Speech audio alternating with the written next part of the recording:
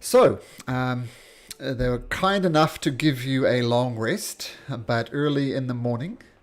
Yeah, take a long rest. I notice. Oh, I was looking at Teleacha, but he can't get a long rest. Kane, you look very unrested there, my friend. Oh, all right. Better rest myself up here. Yeah, Let's see. one of 138 hit points does not No, bode much confidence that you'll survive this encounter or this judgment. huh. The long rest button's not working. I'll have to do it manual, I guess. Okay, I'll see if I can fix that anyway. I'll fix my spells. I'm gonna right off the bat mage armor. Yeah, give me 1 minute to look at spells to see if I want to change anything. Sure. Oops, that's not the spell I meant. I have to do mage armor on Liacha on 2nd level since he's out of 1st level spells. Oh, and he gets hit points for that, or temp hit points for that. Yep. Stuff like that. He doesn't benefit from the long rest? Nope. The And long I end. want to do something. The long rest button should be working fine now, but might be a little Thank too you. late. But yeah. That's all right. We're good to go for next time. I'm going to, guys, have at the beginning of the day, I'm going to cast a spell that takes 10 minutes to do. So I guess I could do it at the end of my long rest, I guess, because I'm memorizing it. Sure. Okay. I'm going to cast Legend Lore. The bane of every DM ever. What would you like to know? I want to know about the angel and what he was before he came here, or what he is now. Basically, is he different, or what happened to him, if I can, kind of thing. Like what? Okay, sure. Like what's going on, so like we have not advantage, but we can maybe help him. So Fezrian is a planeteer. So that's exactly what he is. Let you know about planetaries before I give you his background. Large celestials, angels is what they're most commonly compared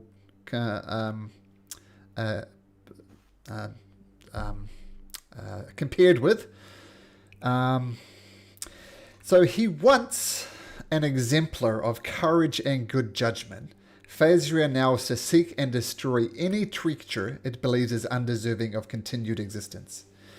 Phasrian's views are a mockery of what they once were. Every creature is guilty of deformity in the Planeteer's eyes. Unless someone can swiftly prove his innocence, Phasrian sentences that individual to an immediate death. He wields angelic weapons. Very powerful. And he used to be formerly in the service of Torm, god of courage and self-sacrifice.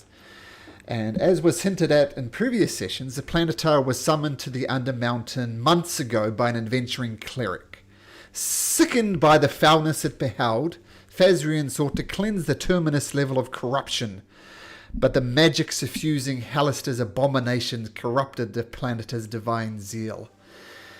And something I'll let you know as well is this level is basically used by Halister as a dumping ground for his failed experiments.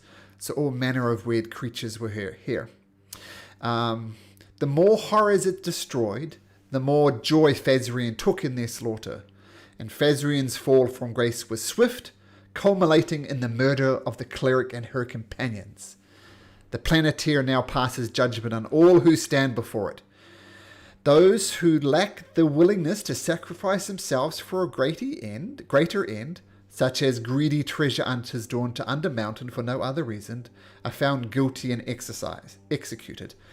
So in other words, if you're only here for treasure, he's going to look very poorly on that.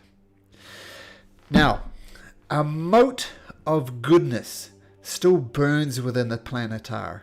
If you can somehow make Phasrian realize what it's become, what it sought to destroy, maybe that will turn him around and perhaps be the creature that Phasrian was destined to be. And The whole Terminus level has been warped by his presence, which is why you see all this blood everywhere, and the song of an unholy choir echoes throughout an area whenever a fight breaks out. So that's what you learn about Fazrian. I hope that's useful to you. Yes. I don't know if that's a lot. Well, it's legend lore. All right, I'll share that with everybody, of course. And then I'll do the raised telepathic bond as a ritual. Okay. All right, and then we can all talk in our heads. So, guys, what do you want to do? Nice. Kane, you're up. Something about sacrificing themselves. I think that's your realm, right? That doesn't sound like my realm, but okay. I feel like we have. I mean, it's more than a feeling. We've killed so many evil creatures that are. I feel like that's pretty good. I mean, we've basically cleansing Undermountain. Here's my list. We opposed the Xanathar Guild that was trying to infiltrate Skullport. And I don't know if they're going to go to Waterdeep from there, but we freed Skullport from the Xanathar Guild regardless, and opposed them. We stopped a drow invasion to the surface. We found the... Go ahead. We helped cross people find a home. Yeah, we helped cross people find a home. And we also freed that level of the influence of the Naga that were subjugating the whole level. We found the heart of the mountain for the Durgar people so they can maybe find their past. And we found safe haven for cross people, like you said. We freed the troglodytes from enslavement. We united the Gith and defeated their enemy, the Mind Flayers, and freed people in the Mind Flayer realm, Saeed, to the surface. We freed a bronze dragon from a curse that was making it a shadow dragon. Question though. Defeated a lich. Question's gonna come up. And because Elios didn't enter with you guys, he may have a different answer, but what was the party's reasoning for entering the dungeon of the Mad Mage? It's a very good question. Because if it's just treasure, it's going to be a It problem. wasn't treasure. I don't think it was. No, we were on a mission to start out with. What was that mission? Your mission were to find the keys that would unlock the dragon vault as part of what a dragon Our heist. mission was treasure. Your mission was to unlock the vault, and there were certain items that were hidden, that I hid around the dungeon. Yeah, Well, that was your Joseph's- original reason. And Joseph's original reason was just kind of fame a little bit, and then now he's all on the whole thing of entertaining the world with the Tales of the Undermountain. So that's what he's kind of here for now. But he was kind of here just for excitement and adventure. Maybe treasure too. Why not? Because it's there. I'm finding an alabaster chair to save cross people. Oh yeah. Oh yeah, there you go. So I mean, I'm sorry to write that down so we have that. Then that's good. Yeah. That's the original reason to get here. We had for the vault, which we got some of the money, but the money was returned to the people. Oh yeah, that was stolen. So We retrieved it and they gave us basically a reward for it. Yeah. Good thing Joseph's here, man. You got to I train. know you got it down. Yeah. Well, my persuasion. I'm not quite as persuasive as you. I have like a scar, and I got kind of a rough and tumble way of talking, and you're more honest and upfront, and you roll higher for that. One piece of legend lore I should mention, he will detect any time you're lying. No roll needed, no save needed, he will know if you're lying. Good to know that I guess we won't have to roll. You just gotta tell the truth, Kane. Right. Well, Okay. so I mean, I don't know. I don't know how this is gonna go. I don't either. Is your defense prepared? Okay, who's gonna do the talking? I don't know. I think you had you definitely had a solid. Yeah, Joseph, you sound like you got the story I don't know if there's some way I could stand with you and give you some of my aura of like whatever, but I'm happy to do that. Well, maybe we can both submit, Judge, to him or whatever we have to do. Let's do it. I like it. All right. You hear a knock on the door, and your two friends from before. The time of judgment has arrived, my friends. Follow us if you'd be so kind. Right outside the door, I'm going to cast on myself Tensor's Transformation just so I get 50 extra hit points. Okay. Syed, I assume you've got mage armor on? Yes, Taliacha and I both cast it. Oh, yeah, I remember that now, because you had to use a second level spot. Yes, follow this way. Let us just say that it has been nice knowing you. I still wish your religion would change, but the judgment will be swift, so... good news, though. I have some fantastic news. We will be on the jury judging you as well, so follow us. Has anyone ever passed judgment? Yes. Yes, they have passed judgment. I passed judgment. Aximus here passed judgment. It is not a foregone conclusion. It's just... I just detect some moral greyness. I mean, I presented perfectly logical explanations about why you should change your religion, and you just chose to ignore me. So, I sense duplicity within you, which will not fare well against Fazrian. But regardless, follow me. And you enter this massive chamber. Yeah, just a huge grand foyer, statues everywhere, armored dwarves. And, yes, come through to the judgment chambers. Yeah, armored dwarves are the statues here. Come this way. We will take our places on the jury.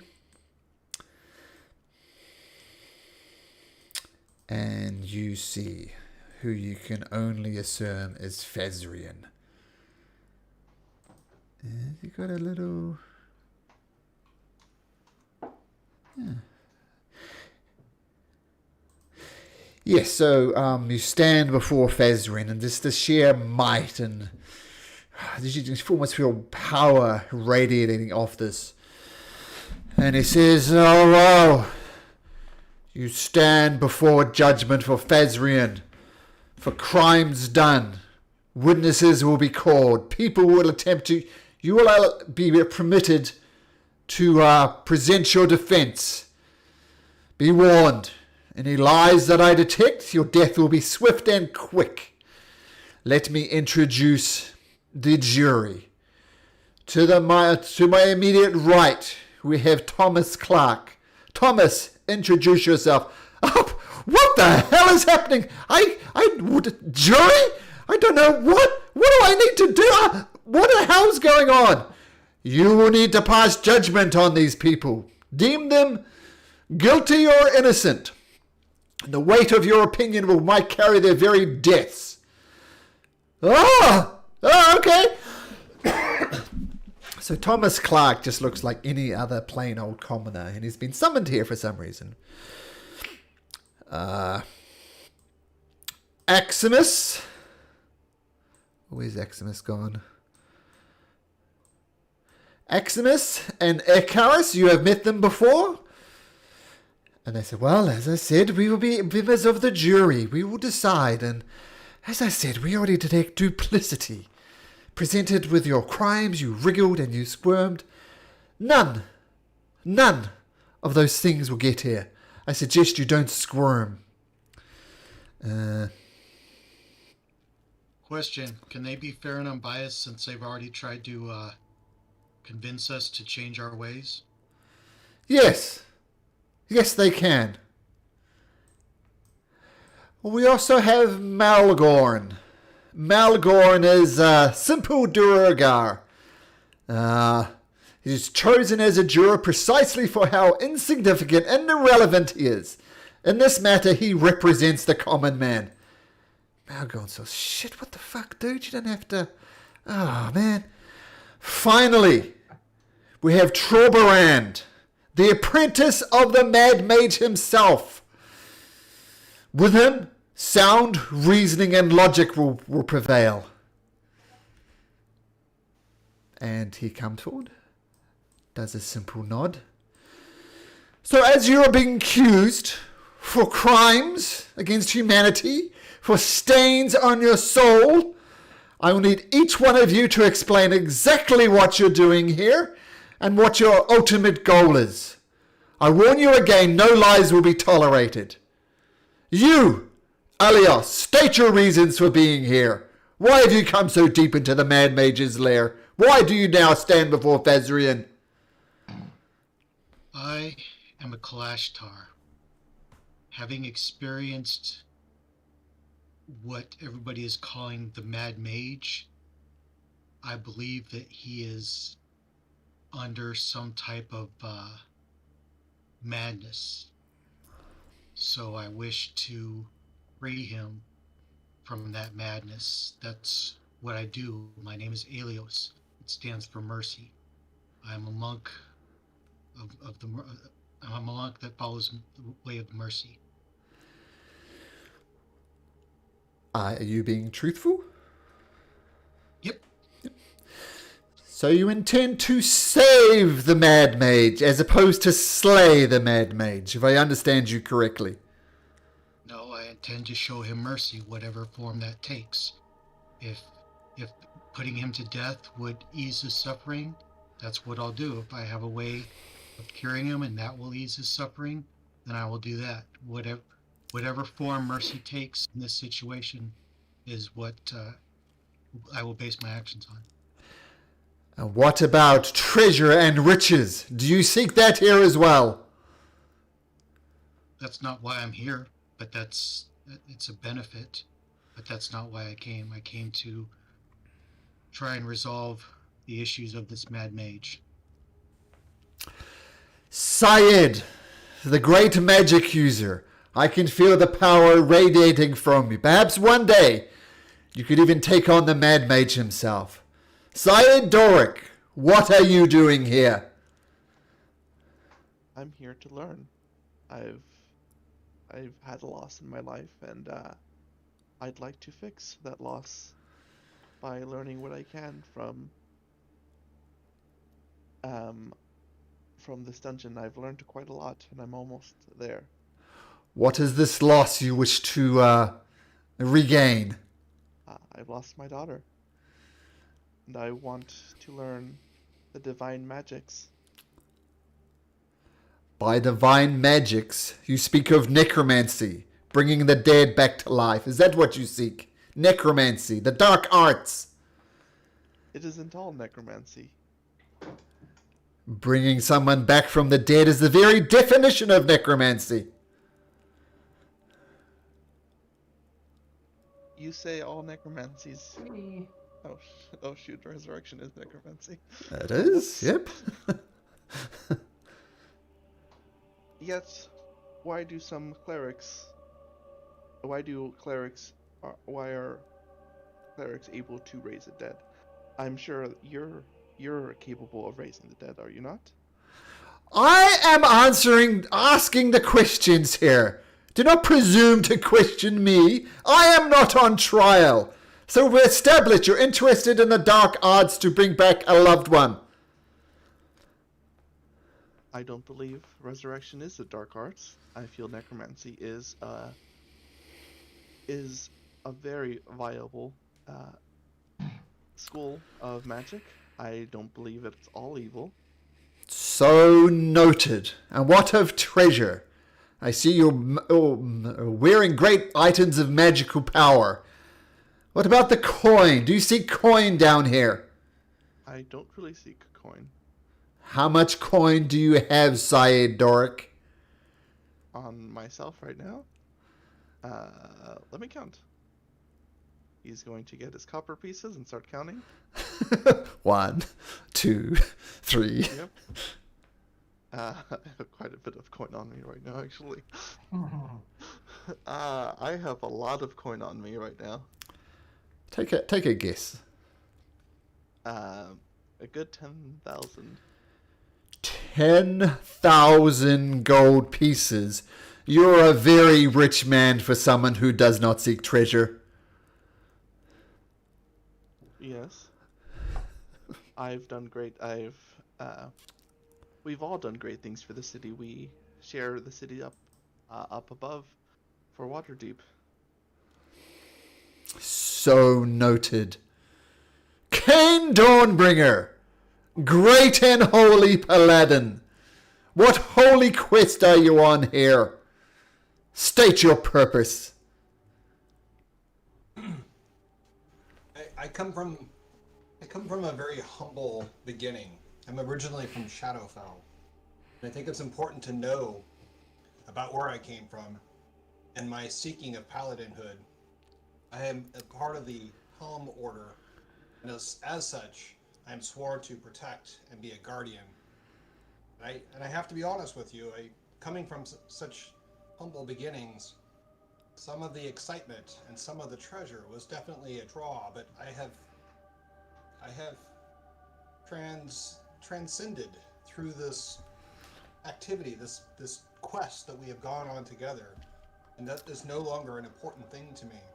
Now what is important is to set things just and right and to protect my colleagues.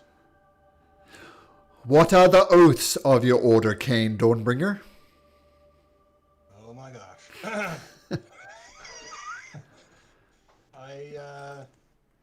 What All right, everybody, roll initiative. What paladin thing did you take? Like what oath? I am a Was it vengeance? it's vengeance, yeah. So I think I have written down here. I actually have it as ideals, but I don't know if that's my oaths or not. But I'll put it in Discord. This is Okay. This is exactly what your tenets are, and I'm going to say, even though you don't know it, Cain definitely knows it. So, what are your oaths, Cain Dawnbringer? Yeah, okay, that's what I wrote down.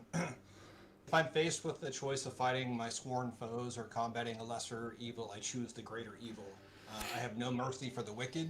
Ordinary foes might win my mercy, but my sworn enemies do not. By any means necessary, my poems cannot get in the way of me exterminating my foes. If my foes wreak ruin on the world, it's because I failed to stop them, and I must help those harmed by their misdeeds. So, you're basically little more than a thug, squashing the people you deem evil under your boot. Is that correct? Who are you to judge evil, Cain Dawnbringer? Am I evil, Cain Dawnbringer? I'm not evil. My cause is with Helm. Helm is the one that provides the guidance that I need. So Helm tells you who is evil and needs slaying? He tells me what needs to be corrected in life, and I act on his wishes. So you're a little more than a slave under the thumb of a greater being, exterminating what that being thinks is evil. Do you not think for yourself, Cain Dawnbringer? Oh, I do think for myself, but I have limitations on my understanding of the workings of the world, and I aspire to learn the right way of doing things through my god Helm. So slave to Helm. I like to think of it as a calling and a mission to serve Helm, not a slave. But I understand where you're coming from. And what treasures have you acquired? Have you acquired much gold, Cain Dawnbringer? I have about 1,500 gold on me, and it is no longer the thing that I actually aspire to have. It's How a means much? of completing my mission. How much have you earned while being in the Mad Mage? Surely it's much more than 1,500. I'm not a really good record keeper, as my colleagues can actually contest to. But I will share with you that yes, it has been a decent amount through our adventures together. And being a holy paladin of Torn, who have you given it to? What charities? What orphanages? What people who could use it a lot more than you? Even the 1,500, that could change hundreds of people's lives, and yet you selfishly hoard it. No, I have to get back to, sorry, what's our town called again? Waterdeep? Waterdeep. I must get back to Waterdeep to be able to share that wealth. I am not asking you your future actions. I am not judging you on your future actions. I'm judging you on your past actions. Have you returned to Waterdeep since entering the Mad Mage's dungeon? Yes. Have you left with treasure? Yes. Have you distributed the treasure to the poor? Yes, on one occasion we did. Did you? Well, I was with Cross, and Cross did stuff for his people, so I feel like, I was kind of helping him because I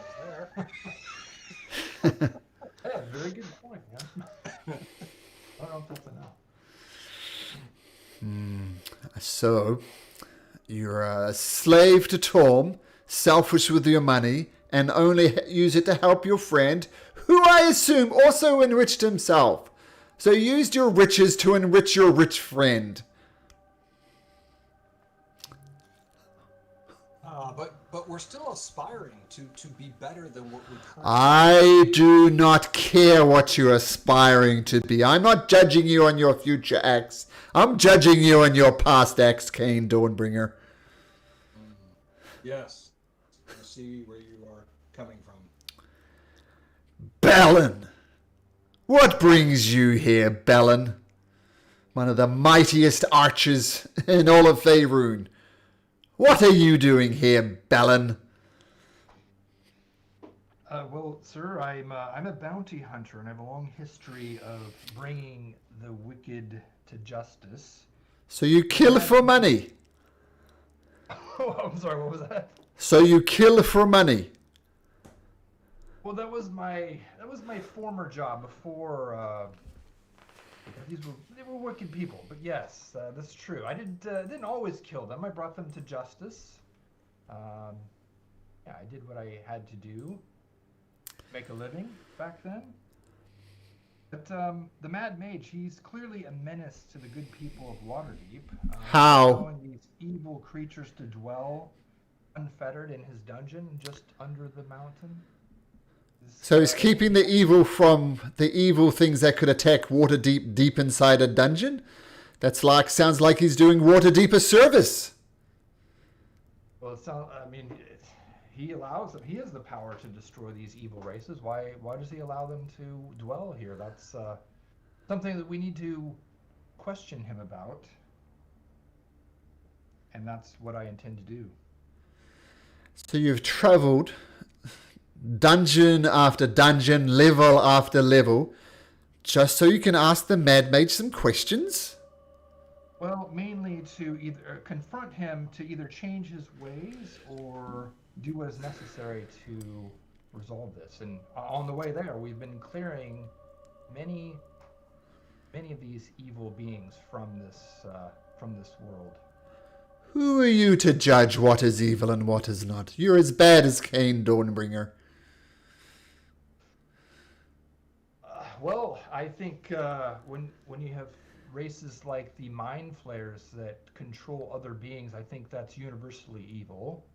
I admit, yes, I'm not a god. I can't judge some of these beings in that regard, but I know what is evil when these Mind Flayers are controlling others. That's not right. Have you enriched yourself, Balin?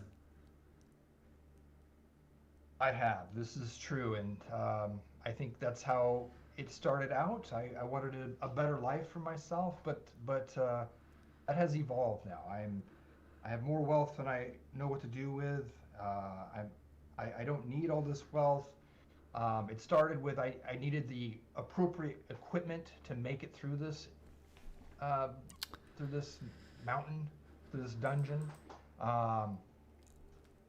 But yes, I feel like through my actions I'm giving back, and making Waterdeep safer. Exactly how are you giving back? You seem deluded. Well, through my actions, I'm destroying the evil that is down in this dungeon. Your definition of giving back differs greatly from my definition. Giving back is helping the poor and the oppressed, not massacring creatures that you deem evil.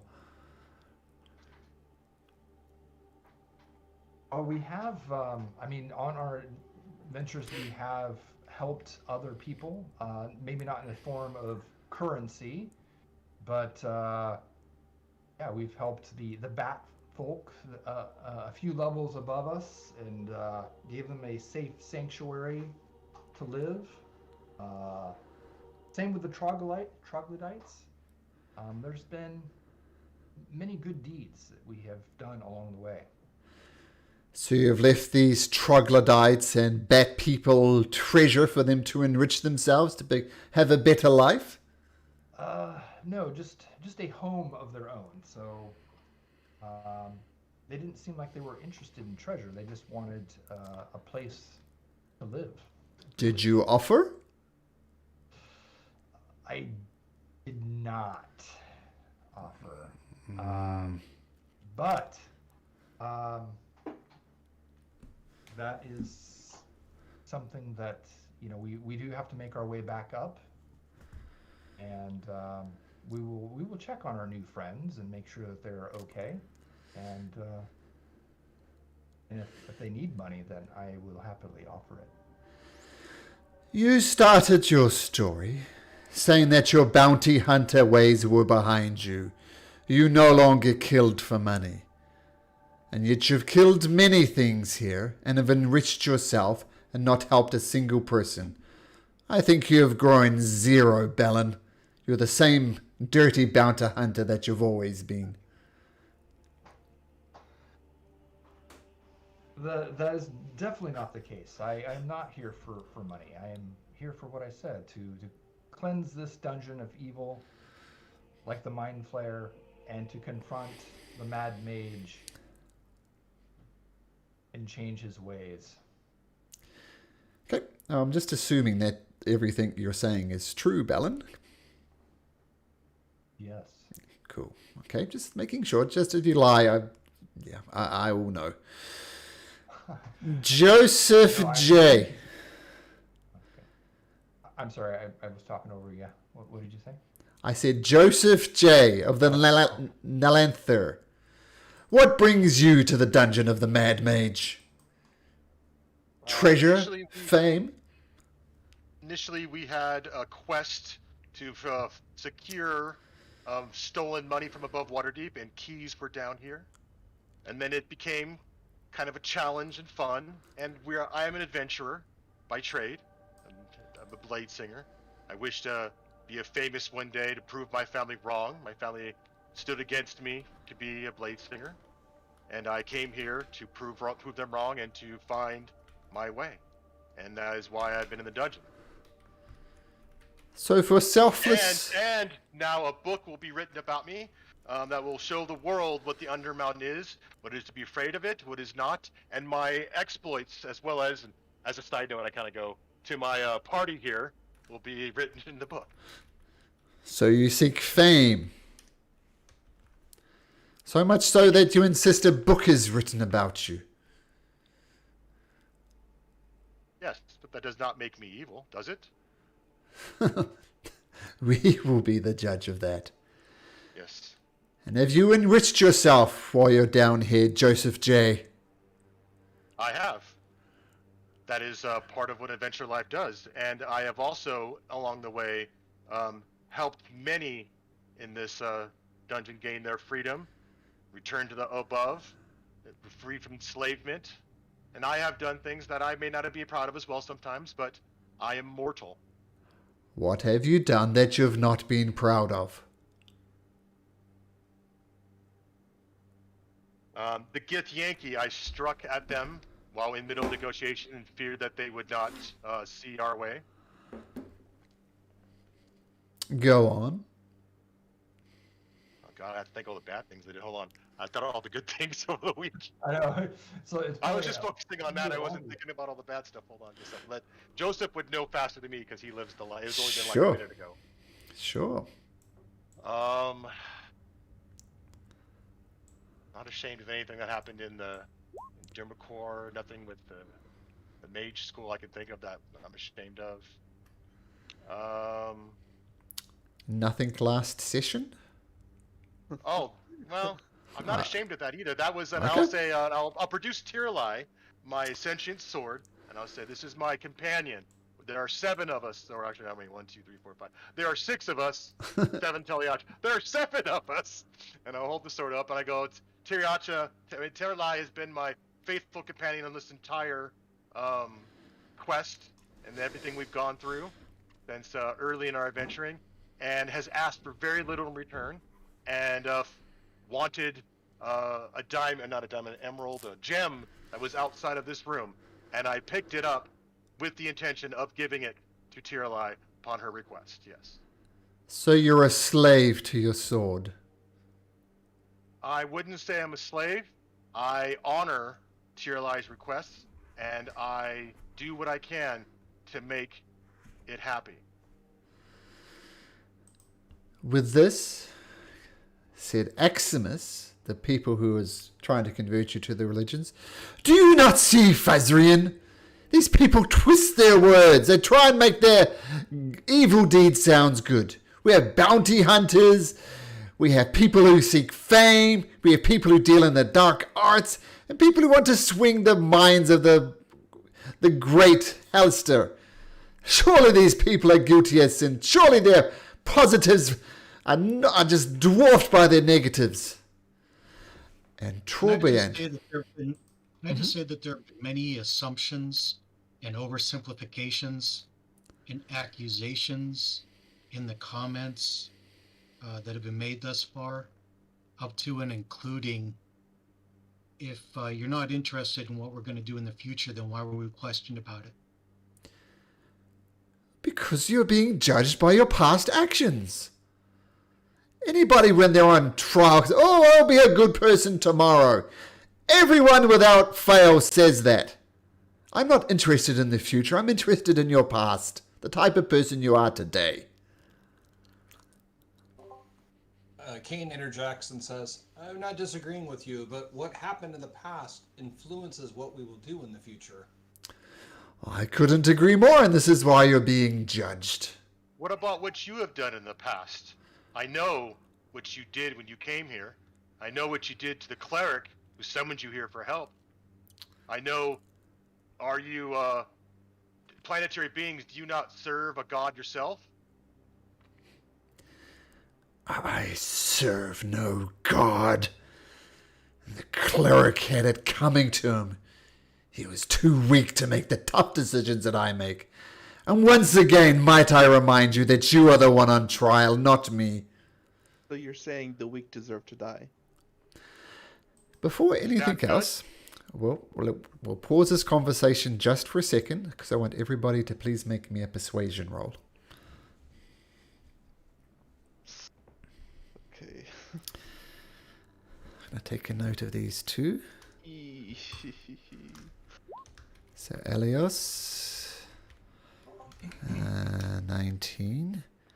Kane, that's not a great roll. No, that was Alan, how do for you get you. a 9 for your persuasion? right. Balin. Expertise. No, I mean, I get Kane, but Balin, how's your persuasion? I got a +3 in persuasion. Not even 9. You should be talking more. You know, it's it's like just for those clutch moments. No, I picked up expertise on that. Oh, hey, you should definitely be talking more. Why am I doing any talking? I like it. That's cool. Let's do it. I like fame, so go. Okay, so I'm just taking note of those, and they're all not too bad, except one human wizard kind of fluffed that roll. Yeah.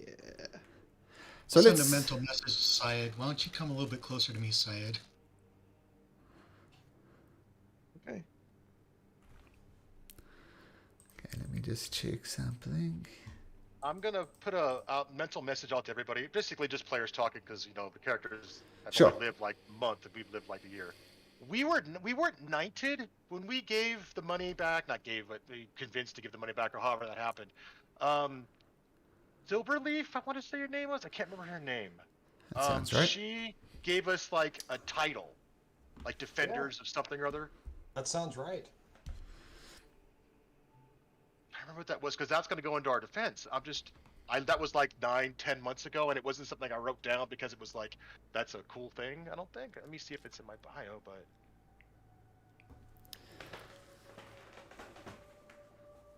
Anyone remember that? No. That sounds right. I think it's I just think Lorelei we were given a Silverleaf, title. one of the what do they call them? The Lords of Waterdeep. And if you remember, you located the what do they call it? The big pile of treasure. What was it called? The Dragon's Vault. Yeah, the dragons. Oh man, a specific name for it.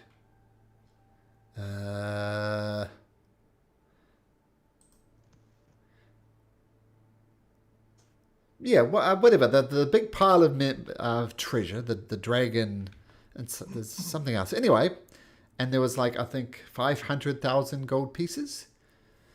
Oh, yeah. How much of that did you keep? 100,000 split 6 ways. Oh, was it 100,000? I thought it was 50. Maybe it was 50. was- Okay, 50 sounds good. 50. It was significantly less than the 500,000. Yeah, it was 50. We got 10% of it, I think. Yeah, it was 50,000. And then we persuaded her to, since we had 6 party members, to make it 60. We each got 10. Mm-hmm. That's right. Okay. And then she gave us a title for what we did. So I'll just say we were given a defender's title or something like that. It sounds pretty close. Mm-hmm. Okay. Thank you, guys. So I am not the one being judged here. You're the ones being judged. But how did you come across this role? That wasn't your initial reason for existence up until now. Oh, I see things clearer than I've ever seen them before. I seek now that the ultimate good is weeding out those who pretend to be good but are really evil. What changed? Why did you make that your purpose from your original purpose? I am not on trial here. I'm not Tell putting you him. on trial. I'm just trying to understand what happened, what changed. Nothing changed. I saw things more clearly.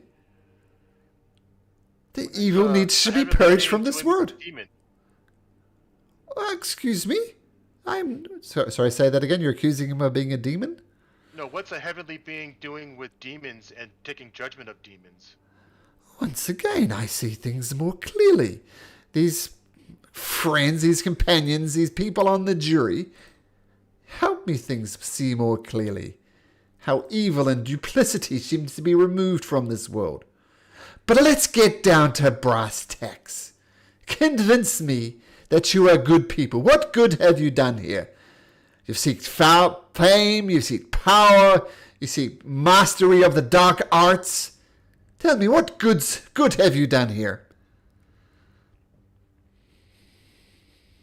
I'll thank everybody. You want me to go, or anyone want us to go? It's time for your list. All right. And I'll say, in the Undermountain, we have defeated a drow army that was bent on invading Waterdeep, which would have slain millions. Not only that, when we first came down here, we were able to find over $500,000 in gold that was taken from the city, and we were given a reward for it for our services, but that was distributed back to Waterdeep. We freed Skullport from the Xanathar Guild that were subjugating the people there, making their life miserable, and making them unable to trade and have a life. We defeated an aboleth that was enslaving an entire level under the mountain. We found the heart of the mountain on level 6, so I forgot the temple's name, but the Duergar people, and I looked pointedly at Trierbarn, not Charbon. Sorry, Mulgorn. Mulgorn, the Dwerkor, the dwarf. I look pointedly at him, and your people, were able to now gain the wisdom of the under mountain of the heart of the mountain again. Tribe Iron something. Sure. I'll say you say the correct tribe name. Yep. Yeah, and then I also look at Thomas Clark about the Underdeep and saving the Drow and saving them the invasion of Waterdeep. I'll say we freed people from 2 spirit nagas that were enslaving a level and forcing people to do their bidding. We brought down one of our friends, his tribe of people, and to the level and made peace with the bully wards that live there, and they live harmonious now in the swamp. There was a wizard here that was murdering all other wizards. He was, I think, a killer of wizards. He tried to kill me. He tried to kill my friend Saeed here, and so we ended his threat.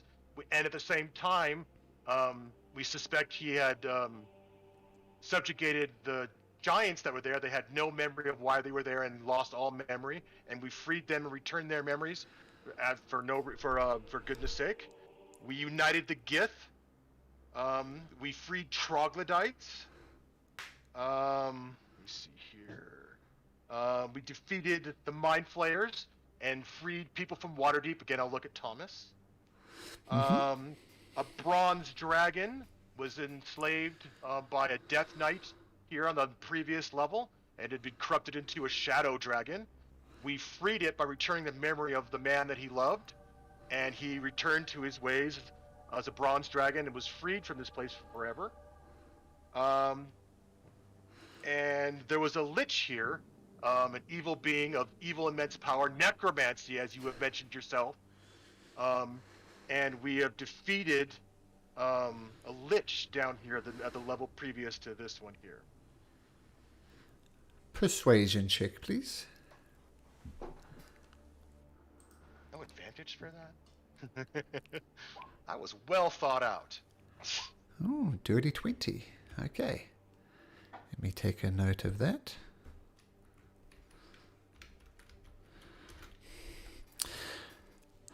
Thomas Clark speaks up and says, "Look, this is what I think." And one of the creatures, "Oh, you be quiet, Thomas. No one wants your opinion." And Fezrian says, "No, you have spoken out of turn, Eximus.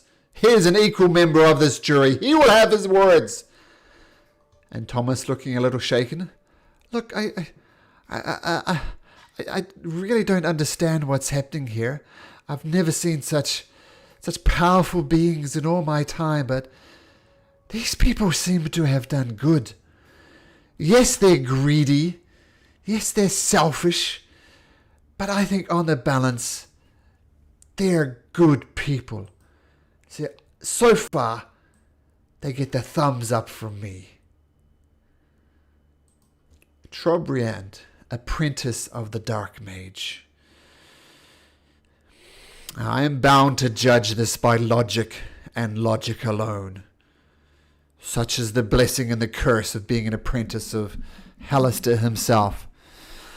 Each one of you spoke truthfully, as we know in the presence of Fezrian, that you intended to help the Mad Mage, as opposed to slay the Mad Mage. I have follow-up questions." And he steps over and looks Syed straight in the eye. "Given the choice, would you slay the Archmage, take all of his power, if it meant saving your daughter, bringing her back from the death?" I don't need his power. Interesting.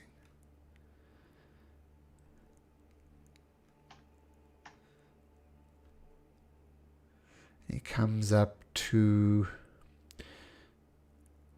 Joseph. That was quite the speech you gave. You listed many things. Remind me, what are your intentions with Hallister, the greatest magic user these prime material plane has ever seen? What will you do on that fateful day when you meet him face to face?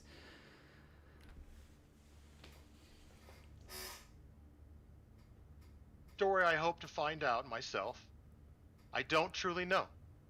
If he attacks us, and if he threatens our lives, and if he is the cause of much injustice in this dungeon, then yes. But if it is not his intent, if there is more to this story,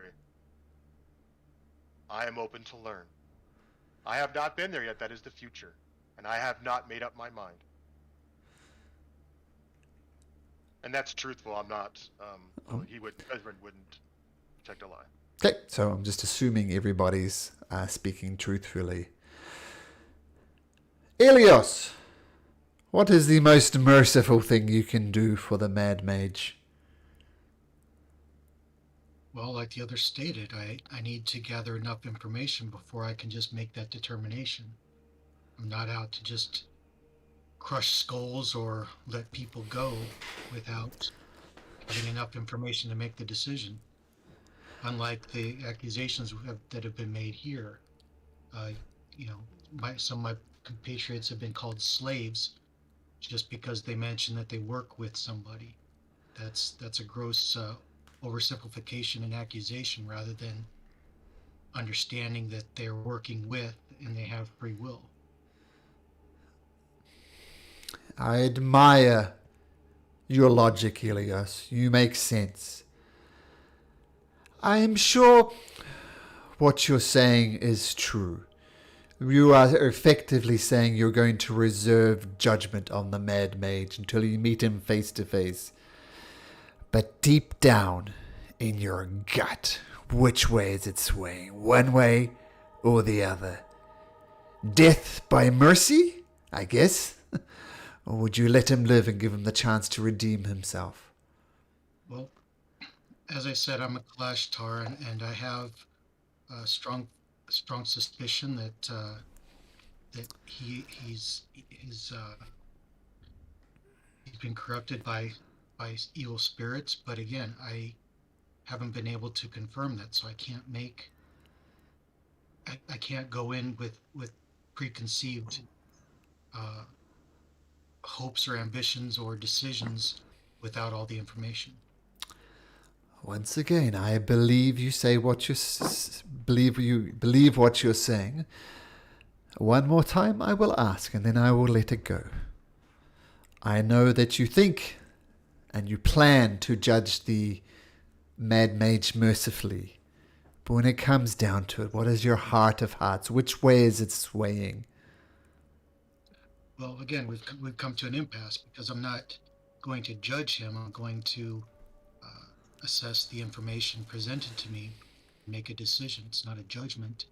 It's simply determining what is the most merciful path for him. Maybe I'm wrong. Maybe he's not inflicted by an evil spirit. Maybe that's just who he is. I can't make that determination until I've been able to examine him and question him and make that determination with all the information. I appreciate your forthrightness and your logic. I am not swayed, however. I will stay on the fence for now. I will remain neutral until further things comes out. Malgorn comes out. I am a simple man. I've heard rumors of your tasks. I've heard you doing things in the so-called lost level and finding that the true heart of the dungeon. I've heard things one way or another from my compatriots. But I think overall, you are decent, good people. My judgment will go in your favor. Now, just let me look up one quick notes. Where is it?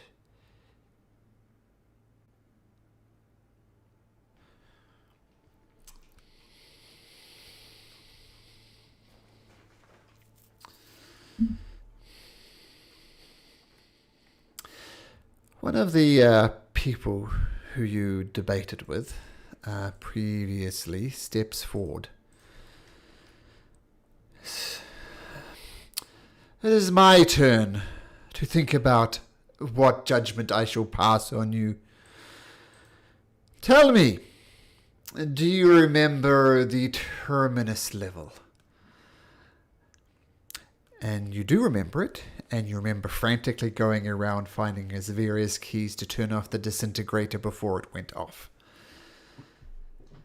So, do you recall the Terminus Level?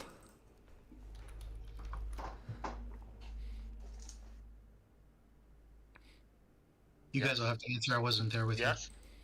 Yes, I do. And what did you do on that level? We came to that level, I believe, because the fire giants were attacking an alchemist that was peacefully living on the level above. And then when we got there, Hallister himself appeared to us and told us, quick, a bomb's gonna go off. Must find our keys so that we may live, or something like on those lines. And so we went through the level looking for the keys and tried to turn off the bomb. Failed, I believe, and then we hid in the alcoves to save ourselves, at least, if I remember correctly. Save yourself at least. Save yourself. Do you remember this person? And a female commoner dressed in fairly obvious, a nondescript clothes appears before you. Do you remember this person?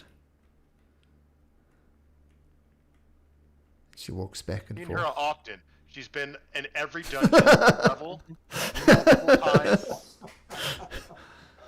It looks a lot like Thomas Clark for some reason. Yes, he's over there. Okay. No, yeah. Everybody make me, let's say a history check.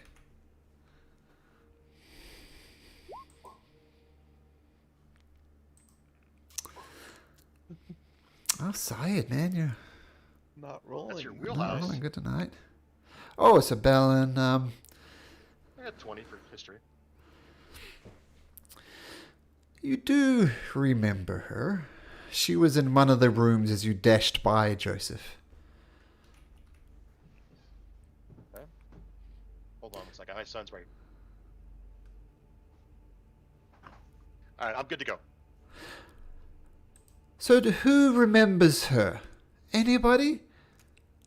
I rolled a 20, so I'm guessing I do remember. You do I go, remember I her. do. I recall.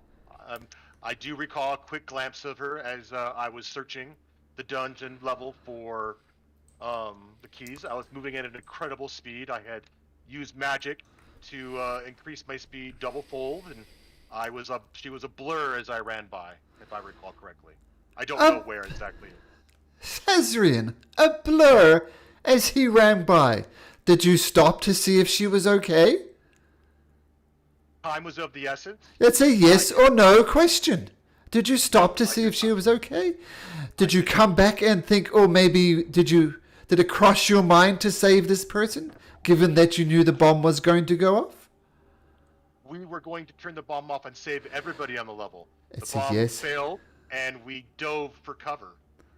There was no time.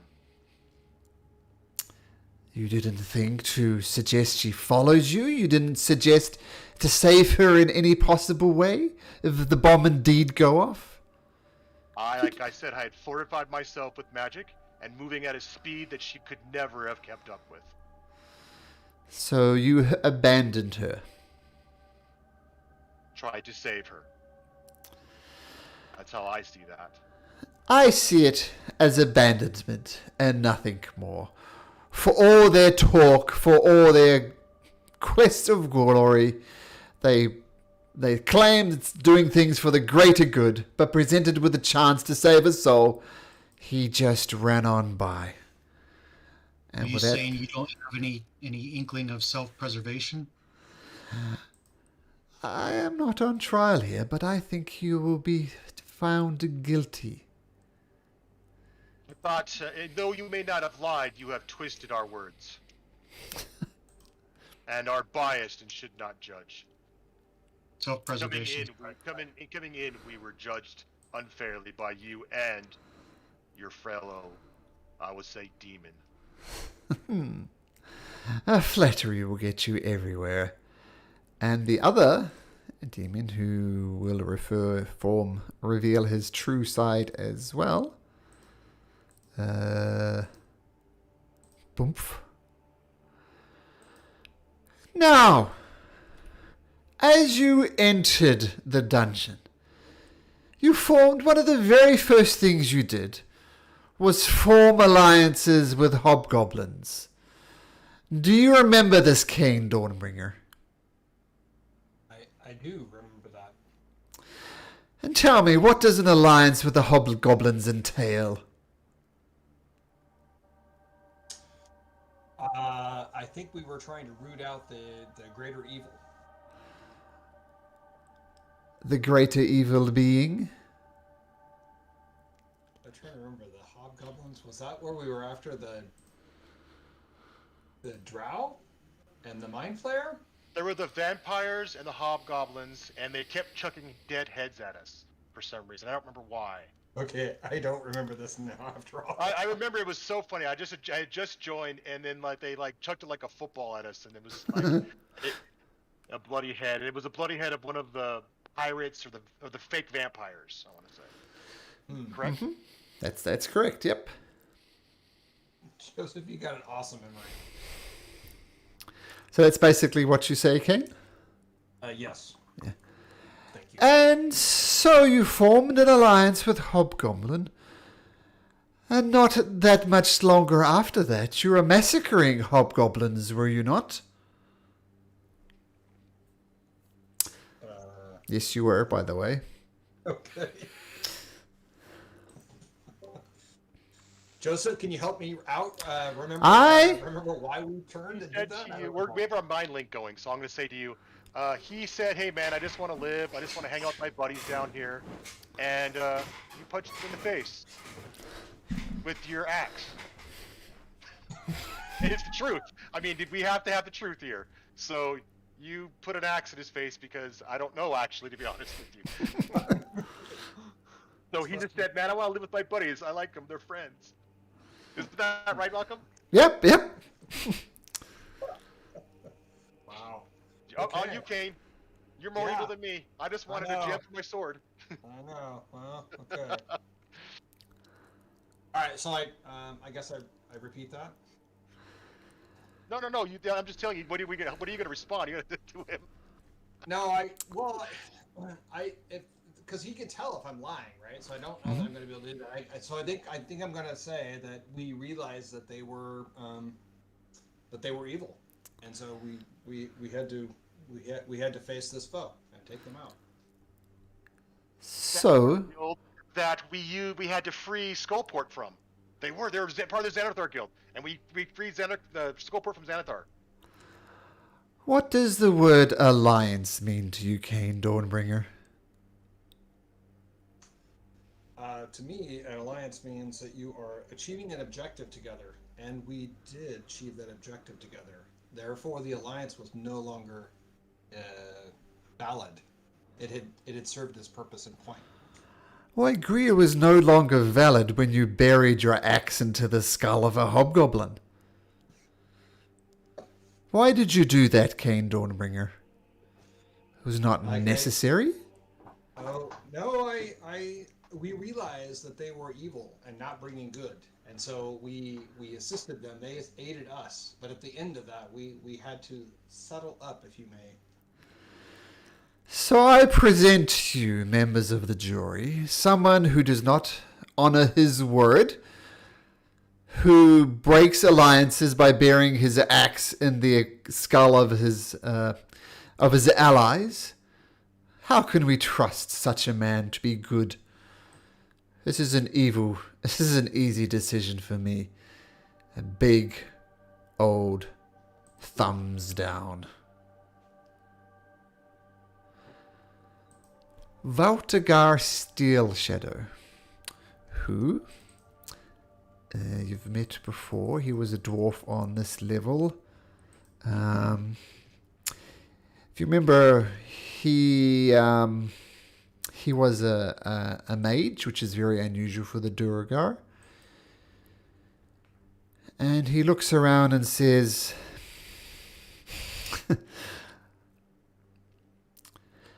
I have been listening closely. I've listened to what Trobriand said about your motives for Hallister. And how everything is all of a sudden so pure when you could wield axes before. I, too, remain on the fence and will need further convincing. So what's the score at the moment? 2-2 with 2 on the fence.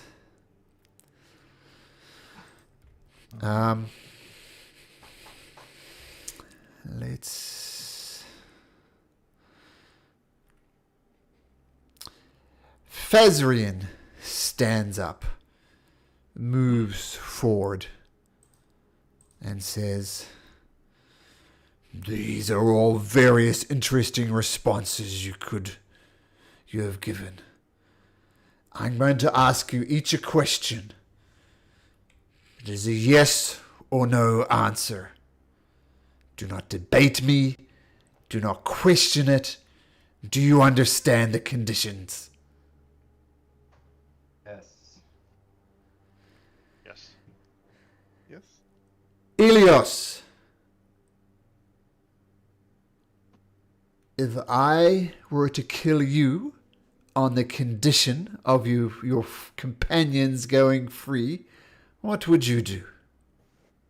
Would you sacrifice yourself for your party? Yes. Syed, same question to you. Would you sacrifice yourself here and now for your party? Yes, I do it every day. Might I remind you, it's a yes or no question. Do not tempt me. My rules were clear. Joseph, same question.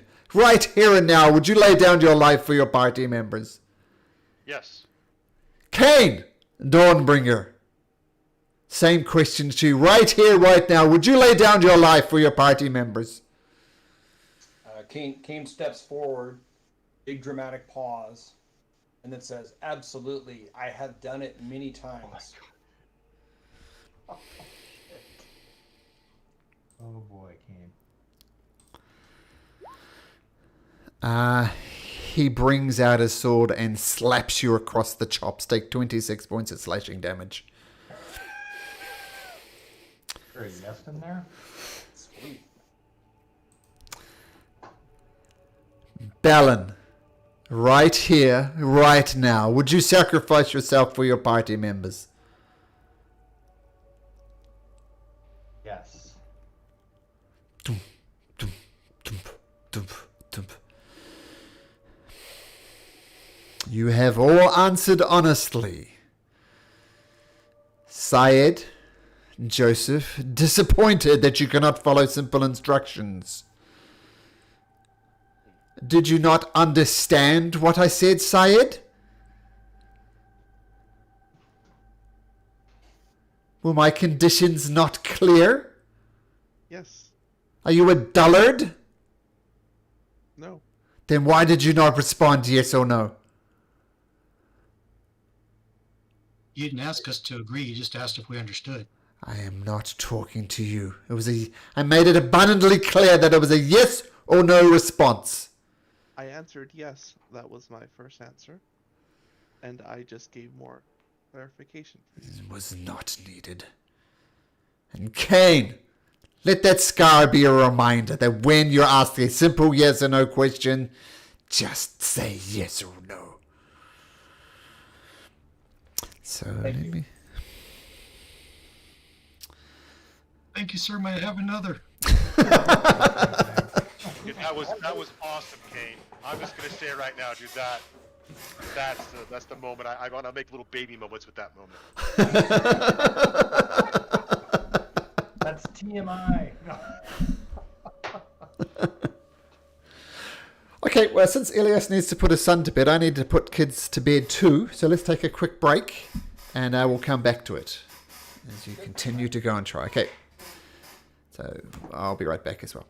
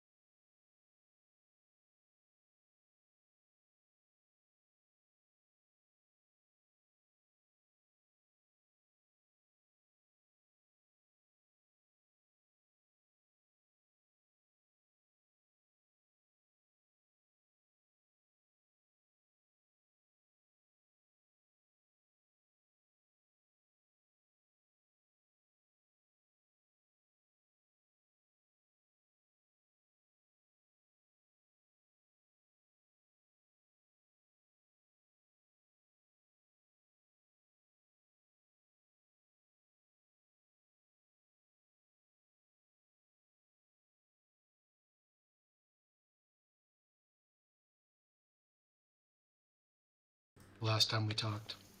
Oh, okay. What'd you change it to? I'm sorry, what was that?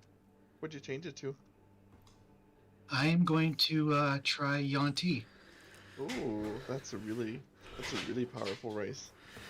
Is this for Tomb of Annihilation, the 1T? Yeah. Yeah, I was really looking at because lizard folk would have been perfect, but we've already had one of those, so I thought it was something else. That's why I went bunny rabbit, because I didn't think anyone would do that. The Herringorn has proved to be very popular, actually. I love the Herringorn. I got a question to ask you really quickly Sure. about the jump. Is the jump part of the movie? He moves 30 and he can jump 10 at first level. Is the 10 jump part of the 30 movement, or is it on top of the 30 movement? What was? He's got a jump feature, and I was reading about it, and it says your movement's 30 and you can jump anywhere in your movement, but you can't jump more than your movement? Or something like that? Like your movement's 30, so you can't move 30 and then jump another 10 for free. You know what I mean? So it's like, but the Herringard has a feature where they can jump. But it's like, it's a gray area, and you have to ask the DM. And I know you have a Herringard in another one of your campaigns. I've seen one of the pictures. I do. So if you could just it's not for this game, it's for the next one. It's just a question I'll ask, because it's going to pertain for later. That's a good question, though. This is a rabbit hut. Well, actually, it says as a bonus action, you can jump a number of feet equal to 5 times your proficiency bonus. So at first level, that'll be a 10. Yeah. So that's how I read it. But the movement, they say, is jump is part of your movement.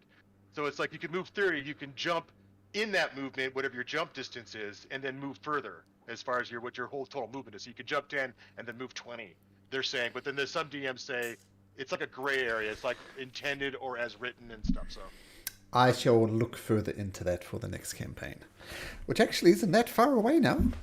Right, you got 2 levels after this, assuming you survive the judgment of Fazrian. But let's get...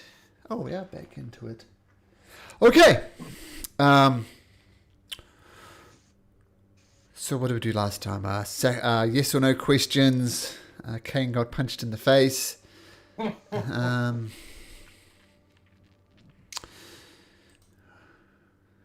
I said that one.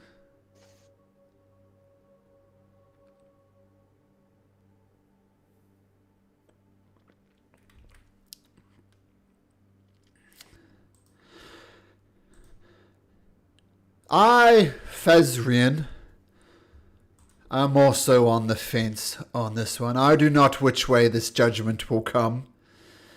But we will call one final witness. And I'll just... Who remembers this person? Oh, is that Willow? It is Willow. Oh. Oh no. I think the person that killed her isn't here.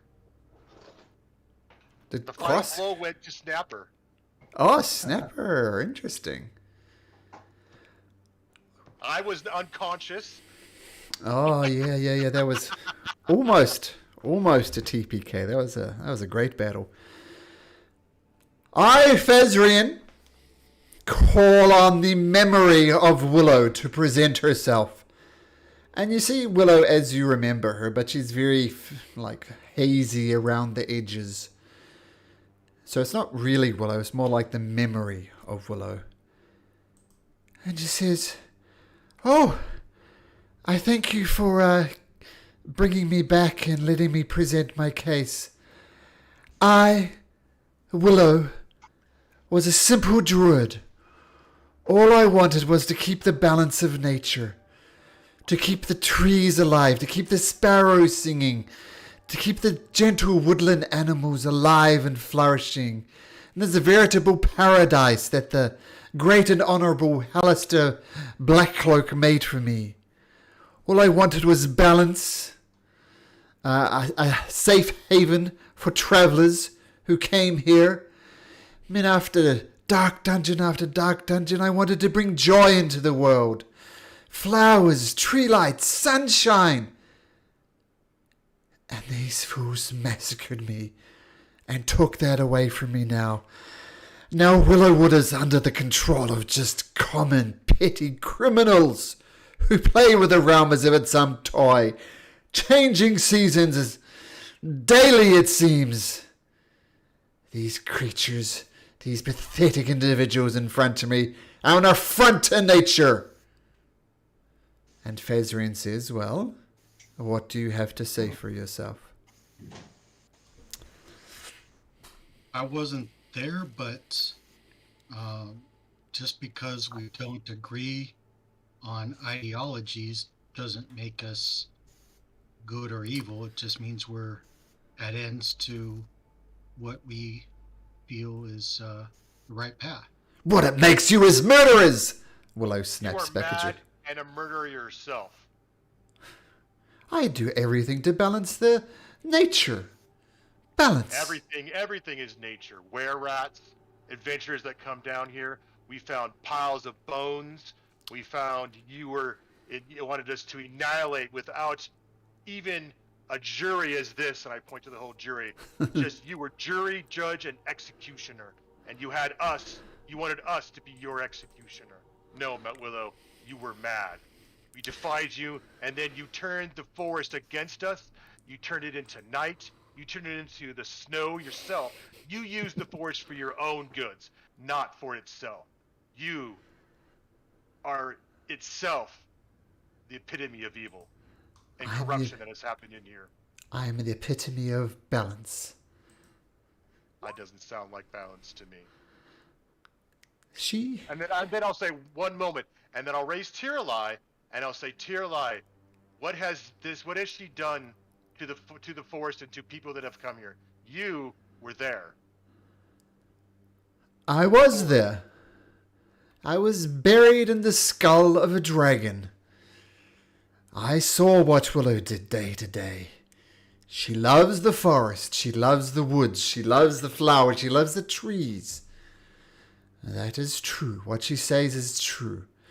I think where she is mistaken, though, is she sees any type of intrusion on her forest as an imbalance.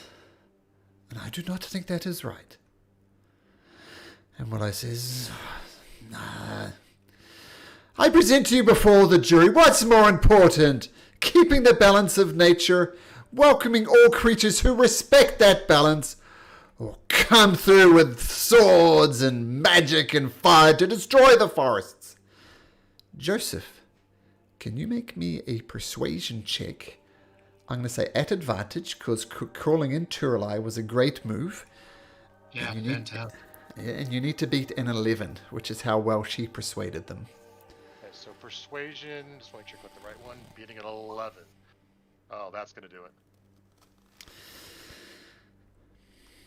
Excellent. Trobian comes and says, you speak truth. What Willow talks about is not balance. It is it's a warped ideology. People like Willow who think they are in the right but so often in the wrong is what is indeed wrong with this wound. I am no longer on the fence. I side with the heroes. And he steps back and Willow says, oh, you are lucky I am already dead. Or I would come down and... Boop. Fezrian just dismisses her.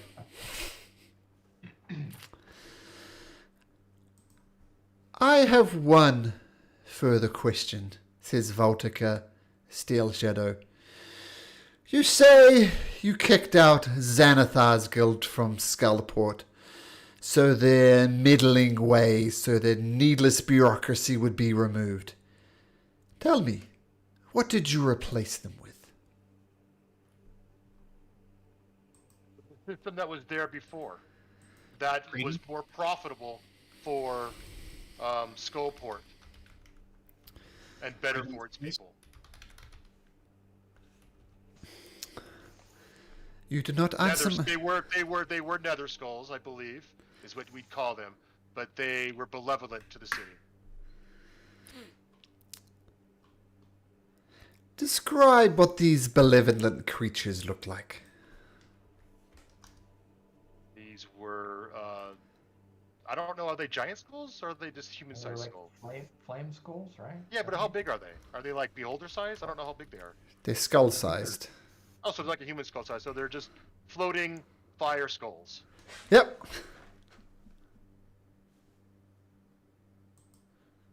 Oh, that's your answer. Okay. I don't know how to say it. Sorry. And then I'm gonna nudge at Kane like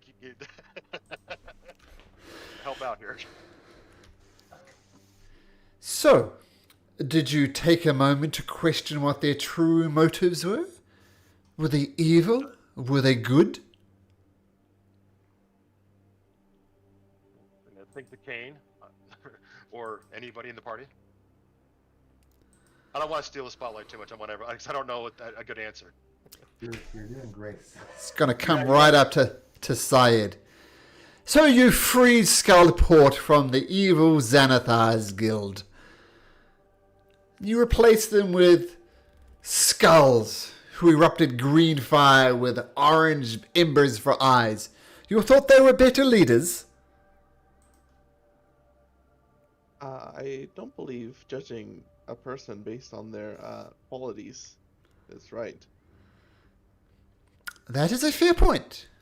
That is a fair point. And they ruled before in peace. Stands to reason they would continue to do that.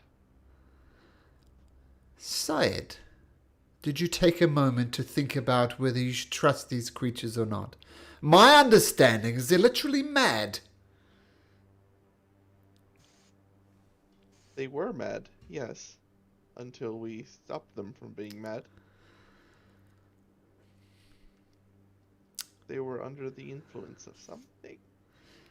Yes, there was Right, there was a curse of a senile curse put on them when they went around just babbling like an old man, if you remember. And you did break Yes. that curse, yes. So once you broke this curse, did you not think maybe you needed to double check? You're right, you shouldn't judge people on these appearance, but I mean, here's a picture I've just produced from the virtual tabletop. I mean, flaming skulls. Did you take a moment to consider whether they were good rulers, Syed Doric? Yes, they were rulers prior, and they were the preferred rulers. Make a persuasion check, Syed Doric. I'm not. Ew. Persuasion. Oh, I'm not good at persuasion. With the one, of course you're not. No one is. May I add to Saeed's comments, sir? You may. Yeah, so he's not wrong. We the people of Skullport preferred the flame skulls, and that's why we did it.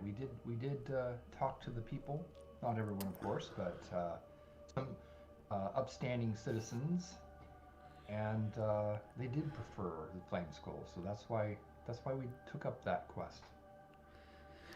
Make a persuasion roll, Bellin, but at disadvantage. Disadvantage because Syed screwed the pooch. May I use luck if I do bad in this situation? Yes, you may. That's what luck's for.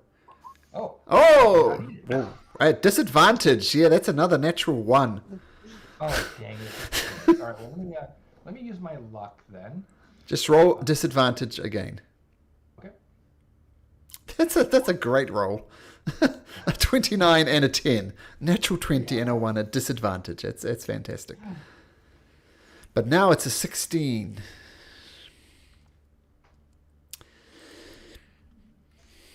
He comes back. And he has a think about it. He's lost in thought.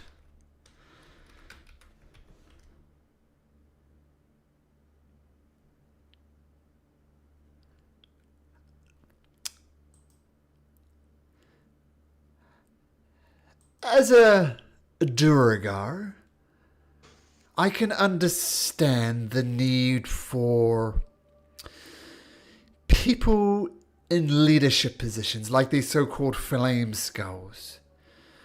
One might agree with their philosophies, but one cannot disagree with the results.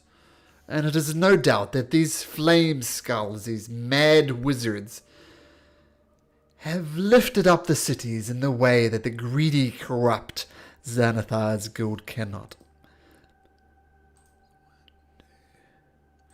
I will give that a thumbs up. And Fazrian gets up from his throne and says, "So, we have 4 in favor, 2 opposed.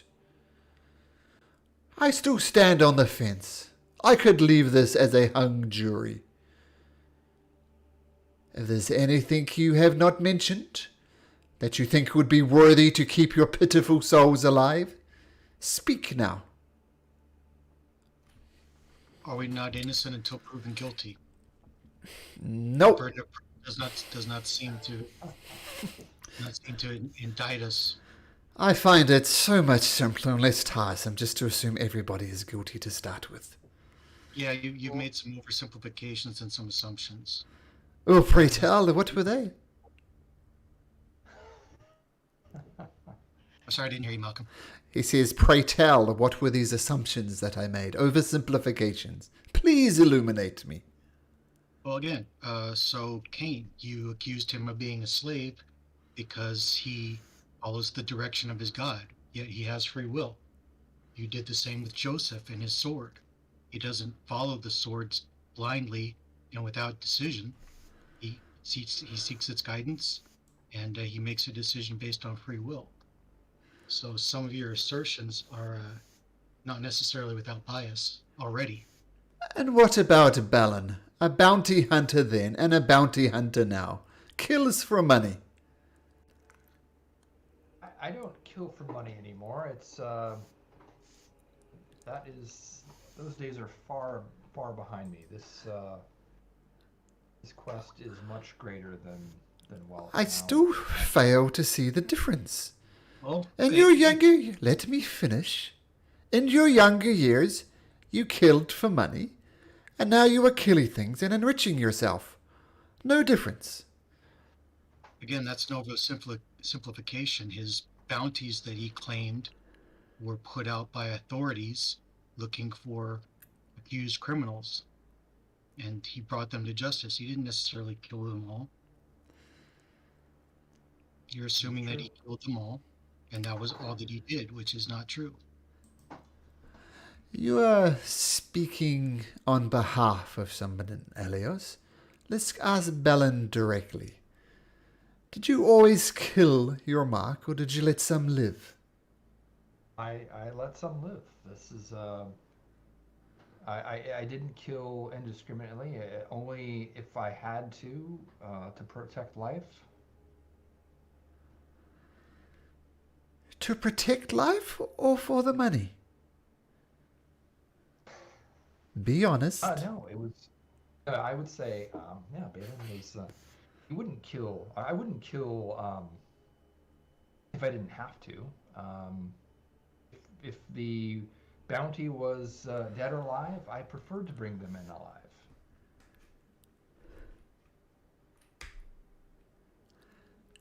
Joseph, how important is this fame to you?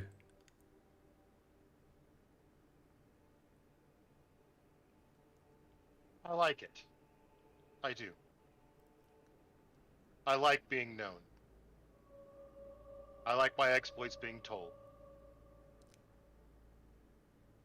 And then I will offer up one more thing, and I will use minor illusion to bring forth faces that people of commoners we have saved. There was, I believe, in when we fought the Drow the first time, we freed a bugbear and a human, and I'll produce their faces, commoners. I will produce the face of the troglodytes, especially that one that talked a lot to us. I can't remember his name right now. The first one we ran into, he wanted to free his people. The commoner. I will show faces of Duergar from the Iron Mountain. I will show faces from the prisoners. I'll show them in their little pods in the mind flayers, and then I'll show like a little cartoon of like visual images of Saeed freeing the common people.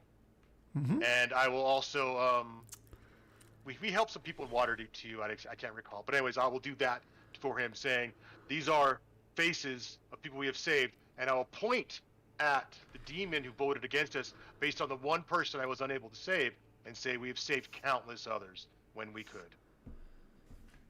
Why were these witnesses not called? Yes, and I will point. Yeah, Elios, and I will point at Elios. Oh, well, the defense calls their own witnesses.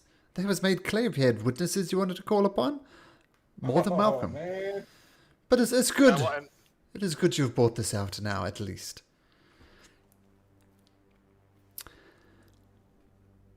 One final question. This will go to you, Sayed. If I were to tell you that Elios will die, Joseph will die, Cain will die, Balin will die, Snapper will die, Krosk will die, if it meant saving your daughter and bringing her back, what would you choose, the life of your daughter or the life of your 7 companions? I would give up my life.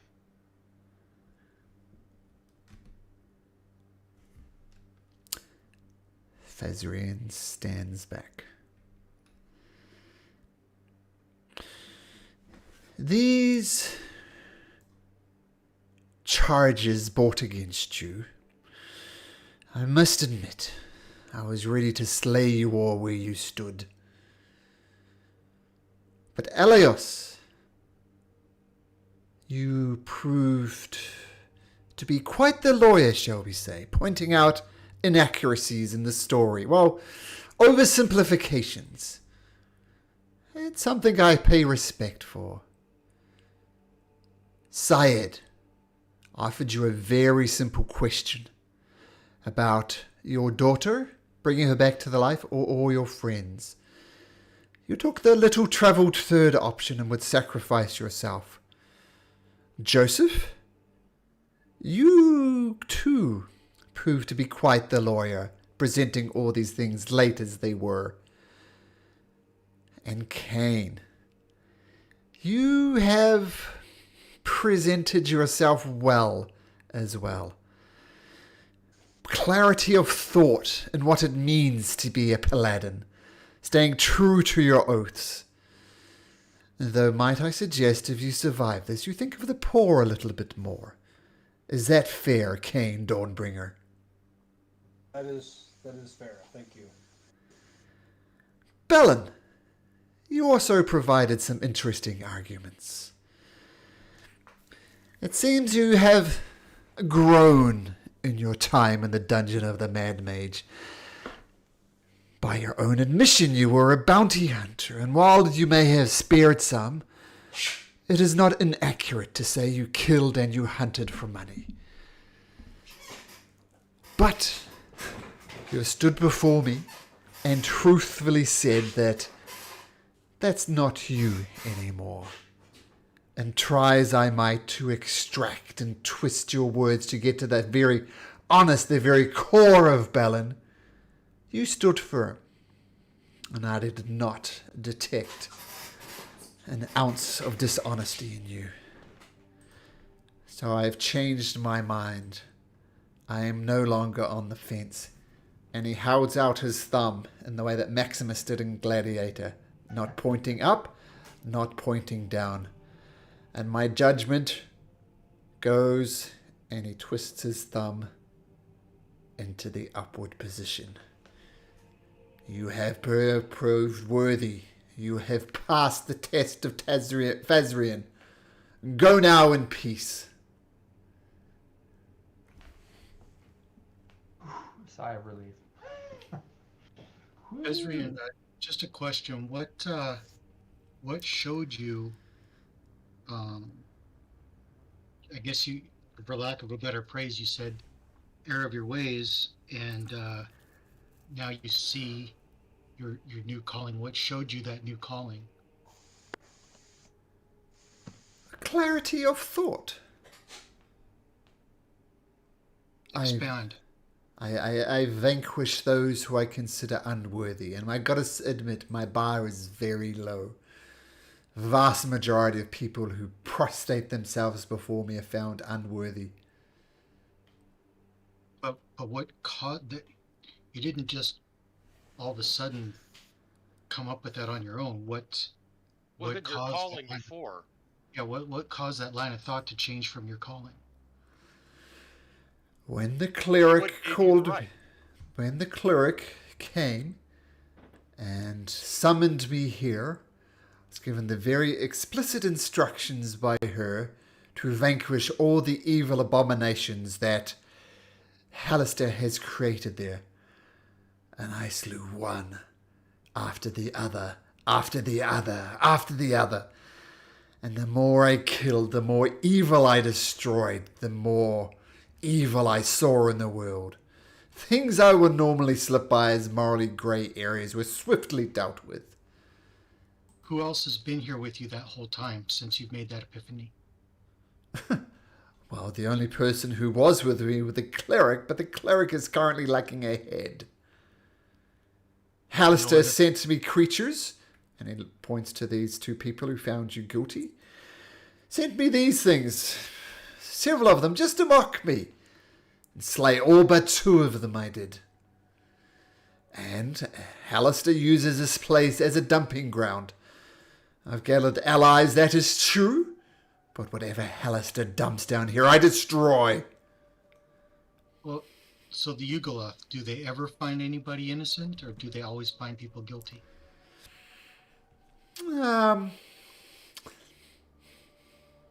Their judgments are harsh. More often than not, it is guilty. In fact, the vast majority of the time they find people guilty. I appreciate their perspective. Well, their perspective is from an evil nature. Look, words like good and evil are kind of meaningless. I mean, the clarity of thought is what I admire. They make for good judges, good jury members. Well, they're not impartial if they always find people guilty without cause. And you were summoned to this realm to destroy evil abominations, and you did not finish your task. And I point at the demons in front of you and behind you. That was what your first job was, to be here. You were summoned for this, and you turned on the one that summoned you, and you have the in your service and behind you demons still. I fail to see the logic in you completing your own tasks. Seems you left it unfinished and then murdered the man who brought you to do something.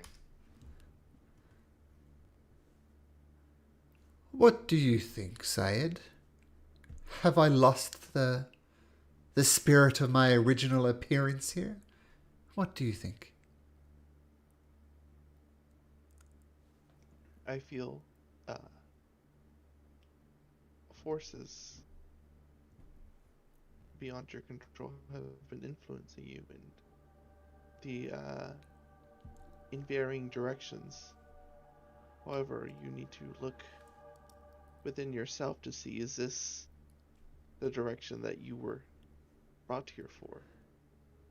Is your current course of action still the course of action you were taking when you first got here, or how far have you veered off from that original course? You say veered off. I say taken to its logical conclusion. Cain, what say you? Have I veered from my path, or am I remaining true? I think that my colleagues have brought up some interesting points.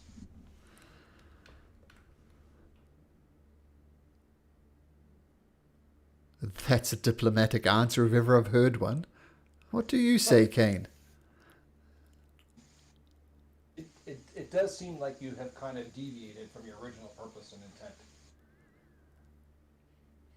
Baton?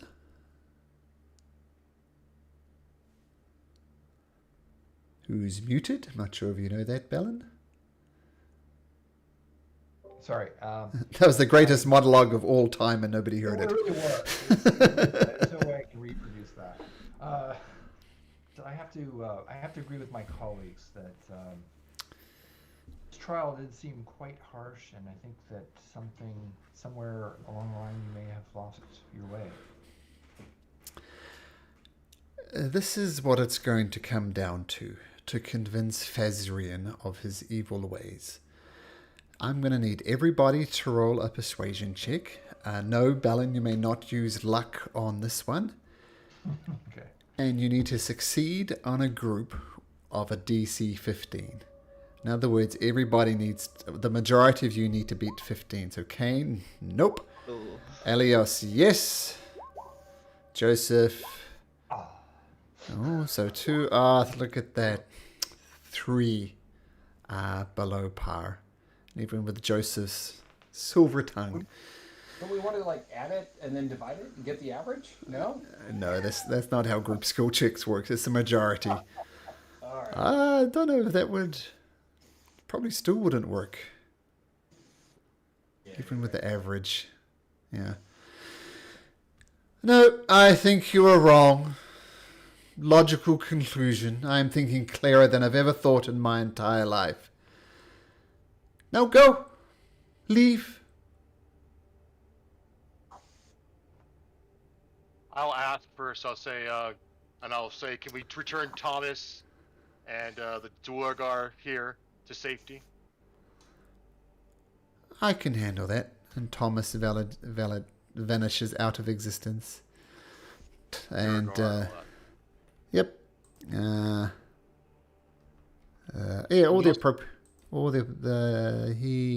these 3 remain. Because they live on the floor. And I was going to say, further forward, guys, I think we're the good guys. Are you? Is it within your power to dismiss the others and start with a fresh jury, including the one behind you? Oh, Rexus. I appreciate his perspective as well. No, they all help me think more clearly. Help me see what being good and evil really are. And I must say, by the very skin of your teeth, you have succeeded. I suggest you leave, for I change my mind. I'm ready. Yep, I'm good. Yeah. Okay. Dude, what's the right direction we need to go? Bye. Oh, where's the exit to the next level? Yeah. One of the Duragar here, Valtagar, he shows you where it is. And you can we don't need to drag our tokens over there, but you can progress to the next level now if you would like. Yeah. I really want to lay into those Yugolots, but okay. We have 2 levels of nastiness, and I think it's going to get worse. Yeah. Sweet. But that was fun. Yeah, that was great. Just because it is fun, this is what the level looks like. It's like a big battle axe, guys. It does. Oh, yeah. And this is the actual exit down. Whoops, down here. Those Nagas.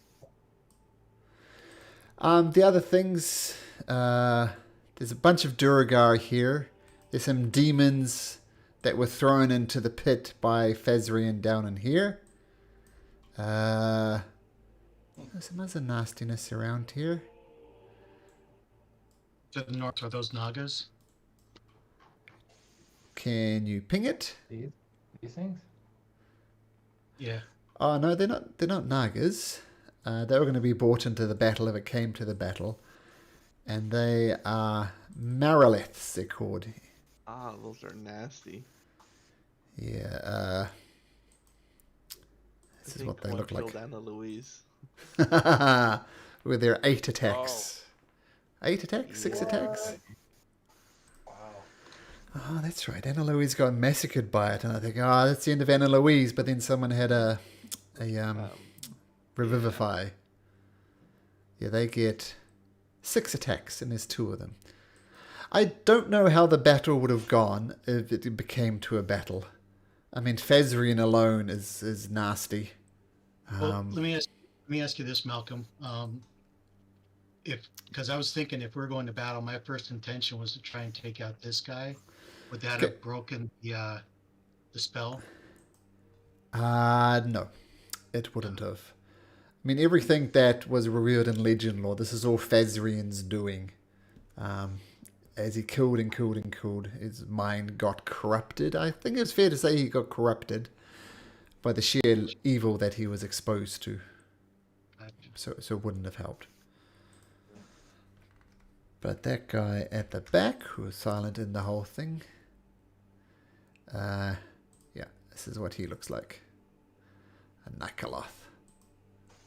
Yeah, he looks pretty. I think we fought one or two of those before. I think you have, yeah. But Fazrian was by far the most powerful creature here.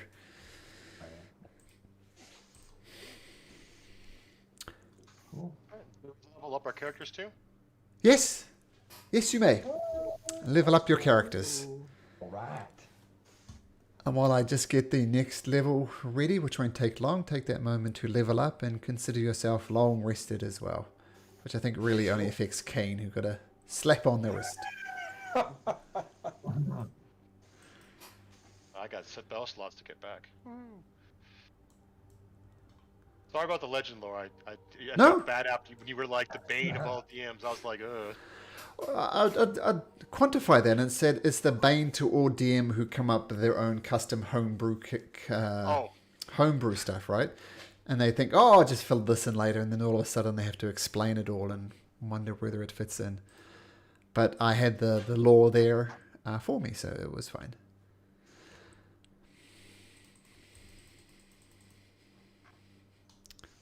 I don't get no features, darn it.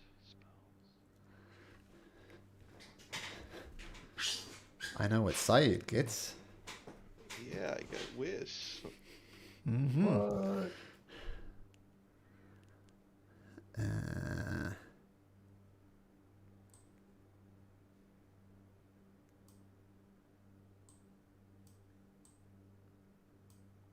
Not I gonna got lie, I don't know about the second 9th level spell though. Nothing like a good meteor swarm. It's true, I can transmute it to other damage.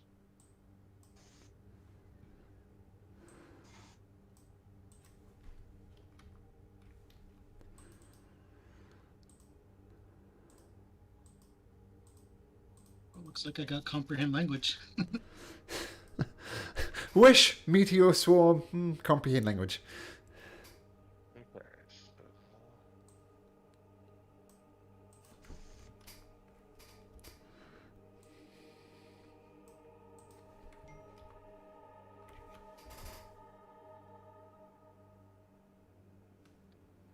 Alright. This is going to determine, no matter what, I go over 100 points, hit points this turn. I'm at 99, so let's see if I can get really over it. Oh! I have a rule when you roll for hit points. If you roll a 1, you can re-roll. Oh, I didn't know But that. so 2 is technically the lowest you can go. Yep, I love it. Alright. No, I now have, with my constitution, I have 103 hit points. Woo! Nice. I know I'm by far the lowest. Who's the next lowest? No. It might be me. I haven't leveled up yet, but I have 125. Thinking about taking tough though. Tough's could be good at this level. You get a bunch more hit points if you do that.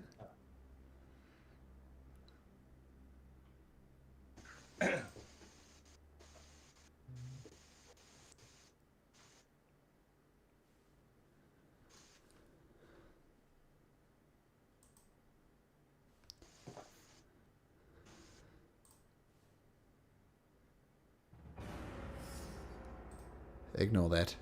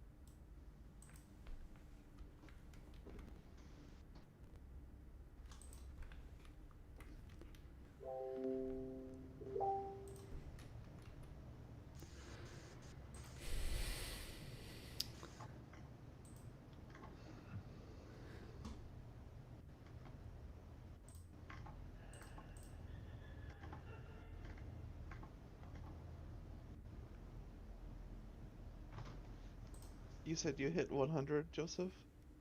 Yeah, it's gonna be 103, I think. I'm just finishing it up right now. 102 now. Actually, I only got 2 hit points. 102. No, I got a Constitution +1. That's weird. Anyways, yeah, 102. Are you Saeed? over 200? I'm hitting 200. Oh, nice. We are so different wizards. It's awesome. Just the, Yeah. the breadth of the wizards. So I'm sure you have intelligence of 20, right? 22. I have 18. 22, that's insane.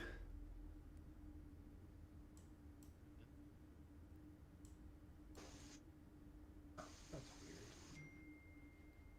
Okay. Stance. Oh, proficiency goes up this level. Oh, does it? And, cantrips. Oh, we get another can. Oh, that's you do. Cantrips go up. Oh, Okay. damage. Oh, I have to readjust my stuff. Thank you. What did Or you make level sure- in, Bellin? I'm at a level in Rogue. Okay. And so Rogue 8. Elios, what did you level in? I'm going monk from here on out. There's no benefits to taking barbarian anymore unless I want more rages. Cool.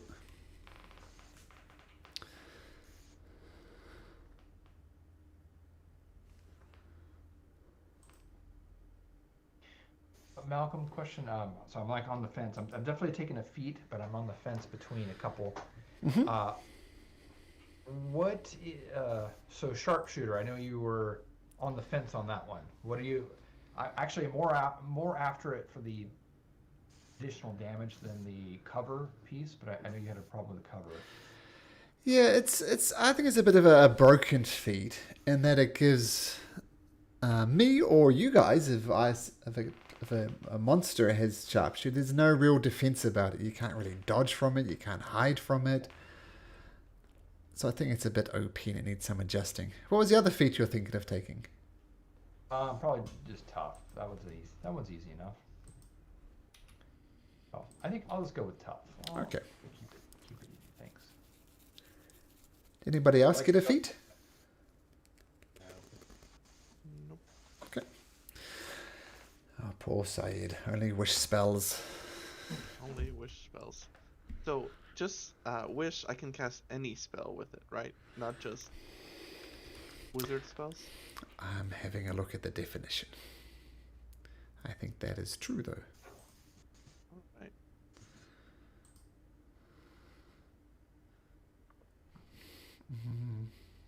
It says the basic use of the spell is to duplicate any other spell of 8th level or lower. What's a true resurrection? What's that? Or do you just need resurrection? I just need resurrection. So you could cast resurrection. Yep. Yeah, I think, yep.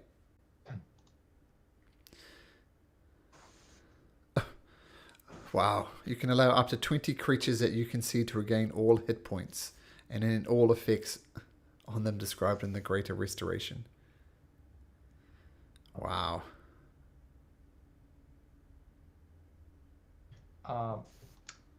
Malcolm, it doesn't look like the tough. Do you know if you have to manually add the hit points? It doesn't look like it took it. Yeah, you do. I You do, have okay. tough. You have to manually add them every level. Oh, okay. Oh, there we go. 17.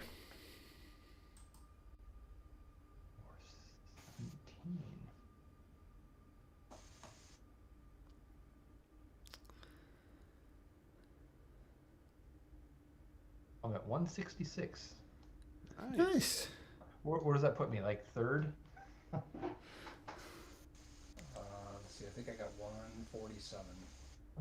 Maybe I'm second then. Are you No, I an can't even wait. 200 side? Yeah. 200. Yeah, I'm a far off second. I can tell you it goes Syed 200, Balin 166, Elios 149, Kane 147, and Joseph 102. Proud of the 102, man. I'll tell you. Hard fought to get there.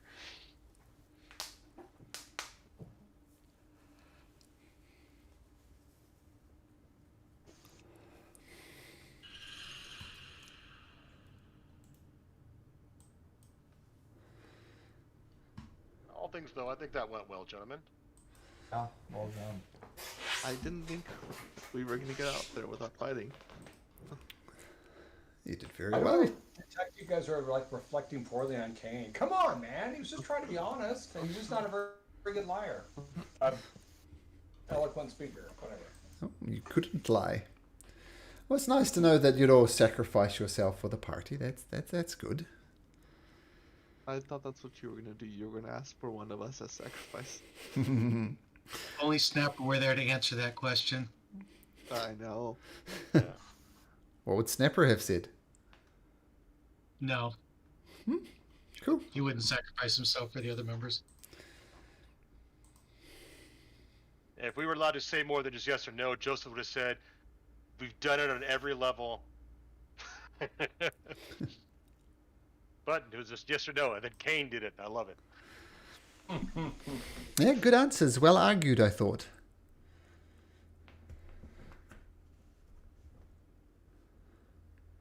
Is everybody leveled up? Ready to go? Yep. All right. So let me stop looking at the specifics of Wish. Second to last level, guys. Where am I? There I am.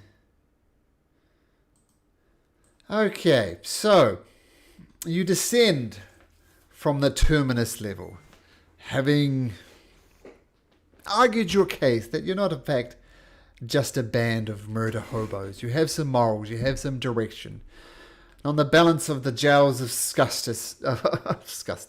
the balance on the scales of justice has come down in your favour, and that the great deeds you have done as fine fellows of Troll Skull Alleys have undone any of the murder hobo-ish aspects of your past. Overall, you've done very good.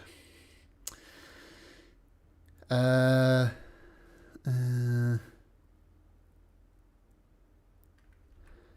me just check one more thing.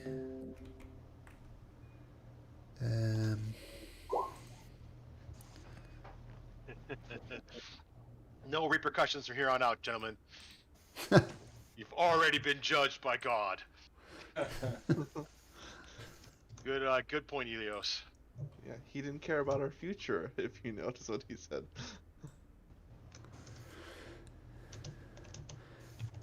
Now, one thing I'll just say about this level is the entire level is illuminated by little sconces that has continual flame spells on them. So there's no place to hide in the shadows, so just keep that in mind. And interestingly, the sconces are all turned upside down, as if the torches were in upside down sconces, so that's kind of a little bit odd. So, descending from the point of judgment on your adventure, you go down into a place called Shadow Dusk. And as I said, this place is very well lit, and you'll descend the staircase right here. So fine fellows of Troll Skull Alley, what would you like to do? My name is Joe, so I don't take up so much room again. Oh, sure. In fact, I'll just turn off all nameplates. That's what I'll do.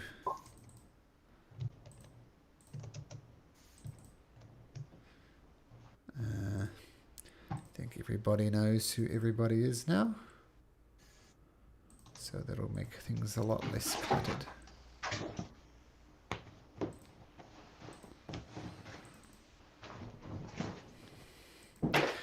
Okay, there we go. Nice and simple. So Joseph, you walk out into this, looks like some type of grand foyer. There's pillars supporting this 40-foot high ceiling. There's statues. This one directly to the south of you depicts two well-dressed humans, like nobles. The statues are dressed in, like, you can tell, fine silks and linens, and there's little crowns on their heads, so very, very rich. And as you look down at the first statue, you noticed there's a name there.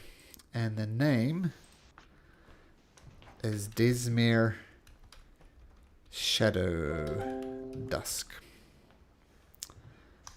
And this one down here.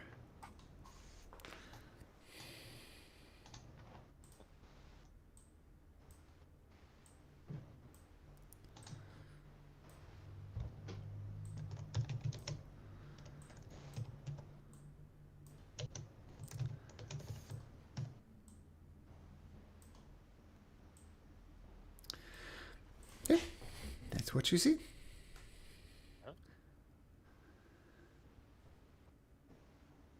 That's a big room.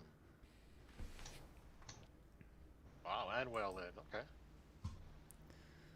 Walk out and do I hear any sounds? Can I perceive if there's any noise, any talking, any machinery or anything? Make a perception check. Oh my. I hear everything. That's persuasion technically, but we'll take it as a 7. So what should it be? Actually, it would be, well, 7. Yeah, no, it's 7 to 5. 5's even better. But yeah. Okay. Nothing. You don't hear any grindings of gears or anything like this. And you think about it, I think this, you maybe visited some nice places in Waterdeep before. This is presenting as like a manor almost. With the architecture, it's very distinct. It's almost like it could be somebody's home.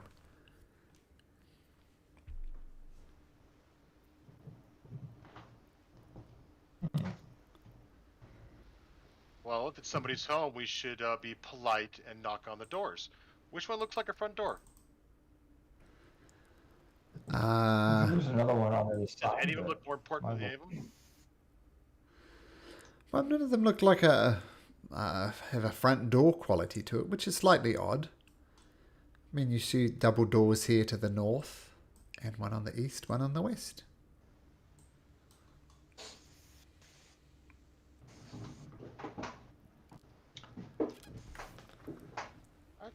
Oh, we got one close to here. Let's check it out.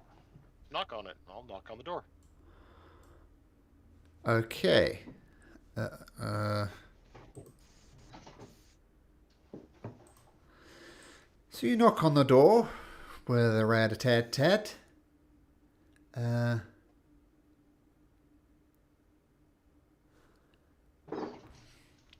Okay, no response. I'll lean against the wall and go, guys? Kind of just casually.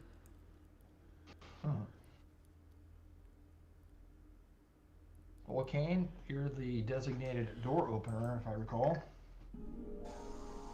All right, let's do. I don't know. I kind of feel like this is almost backwards. It's like, wait, I don't have the most amount of hit points. Why am I the guy up front? No. You're wearing that shiny armor you got. I know. There's that, right? Okay. So since we've already listened and done whatever, I will open the door. Does it open in? Open out? It opens towards you, so swings open. And you see just a simple hallway in front of you. Nothing comes out to attack. Nothing. Walk in. To the left and right. Mm-hmm.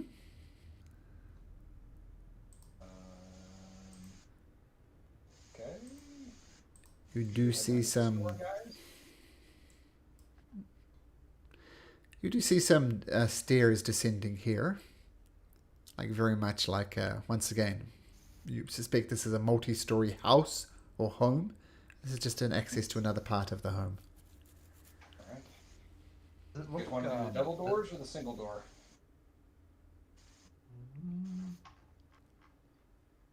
Maybe the double door. If we're trying to be polite, and single door might be someone's room. I don't know. Does it look like this place is like lived in, or is it clean? It looks exceptionally clean. You don't see a trace of dust or anything, and all the the statue is very well maintained. It's clean. Maybe the cleanest place you've ever been in the entirety of this Mad Mage dungeon. It's like as I said, it's like a nice home. All right. I'm gonna listen at the door. Okay, make a perception check. I Don't should hear probably anything. help you that cane. I feel like your helmet's like up against the door. It's like okay, Apparently, yeah. Like, wait, what? yeah. Help you, cane. You're gonna give it another listen. There you go. You do. By the way, I'm going to say that if somebody rolls terribly like Kane and Balin comes in to help, it's going to be a disadvantage. So, but still, that's a 22, which is pretty good. And let me get on the right page here. Yeah. You hear the sound of faint breathing inside Balin. Someone's on. We still have that telepathy, or all right? I had to start that every day. I don't know Oh, how that's long right. how long it's been since we left the last level. Long enough, you do have to recast it. Okay, so I didn't say recasted it, so I guess we don't have it on. I guess I'll have to use my words then. Dang it. I'll just say. Well, it sounds like there might be someone in there, so maybe we should knock since we. All right. I will. I'll knock. Yeah, I'm gonna step back. Yeah, you got this. I'll cover you, Kane. Yes, come in. All right. I will open the door since we've been invited.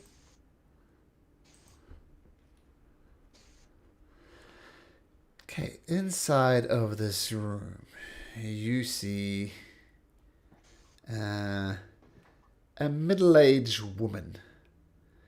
And the place is a canopy bed, an armoire, a silk curtain.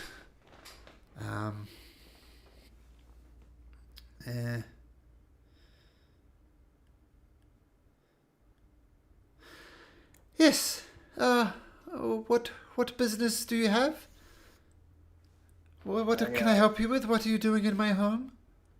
Oh yes, I'm kind of a Sherpa here. I open the doors for the guys. I'm gonna let them do the talking. A man of confidence, I see. I just know my limitations. Let's just say that. Well, we're sorry to intrude. It's we were just coming down the stairs from the level above, and we didn't realize this was your home. Well, it is my home. It's the home of the Shadow Dusks, no doubt. And I'm one of them. And I gotta say, there's some, we say issues here, but I am perhaps the most sane person you'll meet on your travels. That's good to hear. What kind of issues?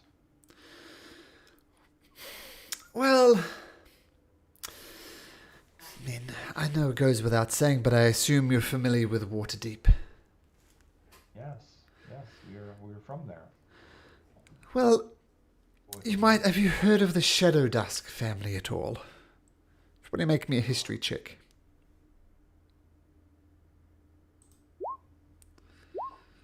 Sounds familiar. Well, Syed, will go on to explain that the Shadow Dusks were a Wartavian noble lineage, made their fortune in trading. But they started to deal with things that weren't necessarily on the level. And they paid a great price for it. You're not entirely sure, Syed, with a 25, but they paid a great price for it. And they haven't been seen in Waterdeep for many, many years. Yes, that's quite right. That's the gist of it. I mean, money. We all like money, am I right? Money allows us so many options. But, yeah, there was this black tablet that one of my cousins found, and some deals were made, and things went wrong, and we found ourselves teleported here. Now, this place, this mansion of ours, it has shall we say, been corrupted by the far realm. My cousins have been corrupted to the far realm. And as far as I know, the damage is irreversible. I mean, I feel the tug in my own brain, forever calling to me, come, great power will be yours. But I know it is a lie. So thus far, I've resisted it. And do you not feel the pull yourselves? And you'll take a moment and look into yourself. You do feel something tugging at you, like a thread at the back of your mind. Just a gentle tug. Baton, I think you're going to say something? Oh, sorry. Yeah, I was going to ask if I could insight Sight. see if the story is. Sure. Dunno. I mean, it's not that you know or that you don't know. You have no idea. She could be telling the truth. She could be lying. No idea. Now, other family members living here, including my 3 cousins, Balrang, Cassiok, and Vertrand, let me just say that their attachments to the far realm goes a lot deeper than the gentle tugging of the mind. And they're all wizards, needless to say, of great power. But Desmir and Zalthar are more relatives of my mind. They didn't dabble in the arcane, but they were interested in power. Such power. And Desmir and Dalthar have fully given themselves to the shadows. And they call themselves Death Knights. And I don't think that description does them any injustice. I mean, one, Zalthar, literally wields a sword that can drain souls. But I'm rude. I'm babbling on about my own family's problems. Tell me, what brings you here?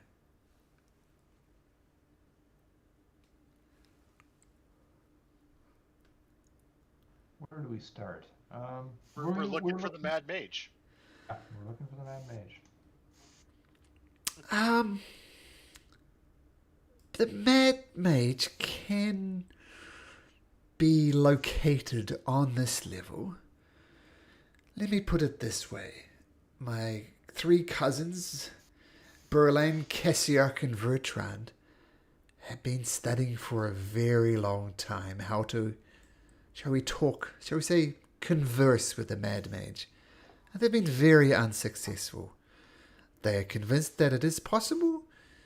If you find a way to talk with a Mad Mage, then I wish you luck. But my brothers have failed. So that's all you seek, an audience with a Mad Mage? Well, we want to see the rest of the dungeon as well. We've come this far, and Hitch. There's a book being written about the wonders of the Undermountain from our perspective, come on the top. So we're just here to see everything. Is that what you want, Balin? that covers it. Well, Joseph's arrogant. I'm trying to play him that way a little bit. Sorry, guys. It's right in my character sheet. I see it every day. Arrogant and self-important. Well, I think your self-confidence does you no harm. That is a trait that I admire. But might I ask you one small favor, Joseph, with this great book that you are having written?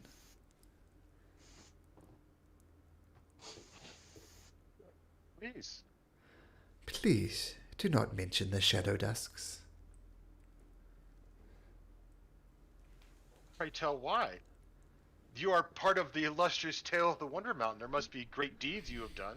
I mean, noble as it yourself, wouldn't you want the Waterdeep to know of the greatness of the Dusk Graves? Or Shadow Dusks, sorry. As far as the Waterdeep is concerned, as far as the Lords of Waterdeep, both open and secretive, both of any person of note in Waterdeep thinks we're dead. And quite frankly, we prefer it that way. So you go blabbling about a book that we're alive again, that will politically complicate matters for us. So I'd appreciate it if, Joseph, is you keep your mouth closed when it comes to the Shadow Dusks. Oh, You if know- this level is boring, I mean, it may not even appear, but I don't know. Elios? You don't want to you don't want to redeem your family's name and join society? You'd rather live down here? Yes. You'd rather live down here in shame than clear your name and Oh, shame. No, there is no shame here. It's like, through to a fortuitous accidents, we found ourselves here. We get to study our magic. We get to live a life of luxury. We have arranged things so our food is brought to us. Our clothes are pressed in iron. It is fantastic, and we're free from the political machinations of Waterdeep. We're here to It makes it pursue sound like interest. a great addition to a book. I mean, it sounds so great. But You're this not will selling it. But this will all be ruined if you tell people. People say, "Oh, those shadow dust, they're so evil and bad, and we must go down into the dungeons and destroy them." I'd just rather not. We could omit their name. did you Would it, sorry, go ahead. Oh, Saeed. Isn't there... Don't you hate some nobles? Maybe we could say they're down here. And they're doing, like, evil things. Oh, you're the ones that hurt your daughter. no, they're still up there. We could say we're down here, too. We can make up something Yeah, to yeah, make them look bad. yeah. Yeah. If you guys are evil and doing really evil things down here, we can say, like, your people... I mean, evil things are bad. What's her name? I forgot her name. Her name is Desmer. But anyways, we can make up a noble name, right? That's people you don't like, right, Saeed? But yeah, if that's all right with you, Mrs. Sarah.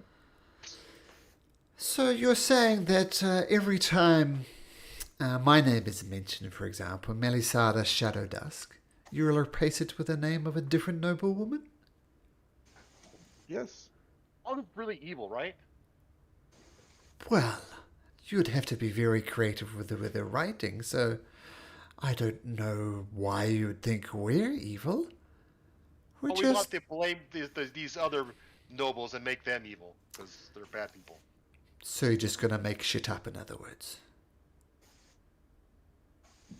I have a question. Did you have to pass the trial to get down here like we did? No, we did not. As I said, deals were made, things went wrong, and we found ourselves here. It's not Okay, a is there another way down here besides the way we came? Well, we were... I think the best way to describe it, we were teleported to this level. The only way I know to leave our mansion is either back the way through you came, or via some way to get down to Hallister the Mad Mage. But as I said, my cousins have been studying this for decades now, and they haven't cracked it. So this might be where your journey ends. This might be where your great book ends. But if you want to just make shit up about this level, that I would find that acceptable. Sounds Joseph? like nobody else will be able to make it down here anyways, except to possibly teleport. Well, that's something interesting. I'm not sure if you've tried teleportation magic, but that is strictly forbidden inside of this dungeon. A lot of people come down and they dig too deep and they think, oh, we'll teleport out as a failsafe. But the wards and the protections that Hallister has placed on here makes that impossible. Joseph, can you make me a persuasion or a deception check, please, to see whether you really want to write the book about Shadow Dusks or whether you're just...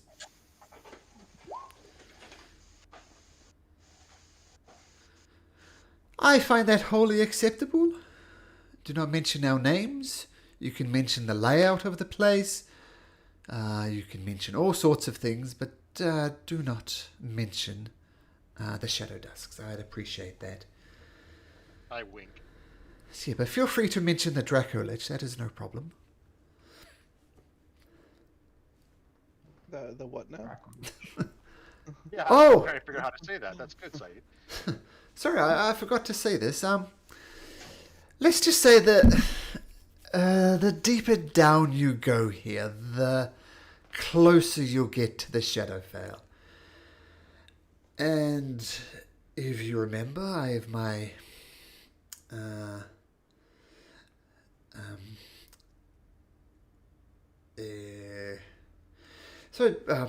Daldemir and Zalthar, they're actually in league. Oops. With a Dracolich, a blue Dracolich. And if you don't know what that is, it is a blue dragon that made some type of deal, and it's now effectively an undead blue dragon. I think would be the safest place to, easiest way to describe it. And you, she says, gesturing to Syed, what is the Dracolich's weakness? What does he want you not want? What does he not want you to do more than anything in the world? I had no idea. Really? Remove the word Draco, and what are you left with? Find its phylactery? Find its phylactery, exactly. Now I know for a fact that this phylactery is hidden somewhere in Shadow Dusk, in this Shadow Dusk hold, but I don't know where. Now, darling, come meet these nice people. And a man walks down, and this guy,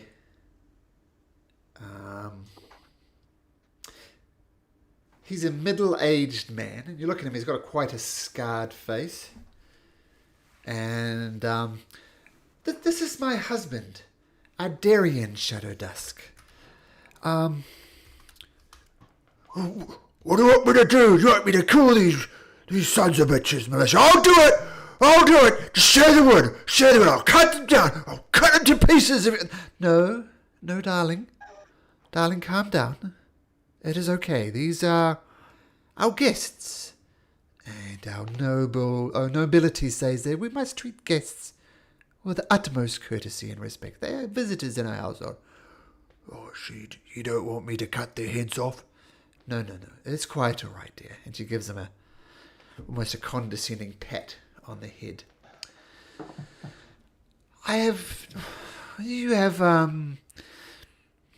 You'll have to go through my brothers and cousins if you have any hope of meeting Hallister. Might I make just one request of you? Please, just keep me and Darian out of any conflict you find yourself in. We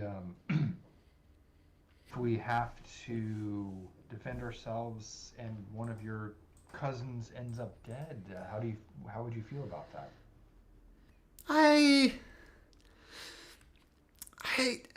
So you say kill my cousins, and while it's true they are my cousins, I think it's more accurate to say they were my cousin.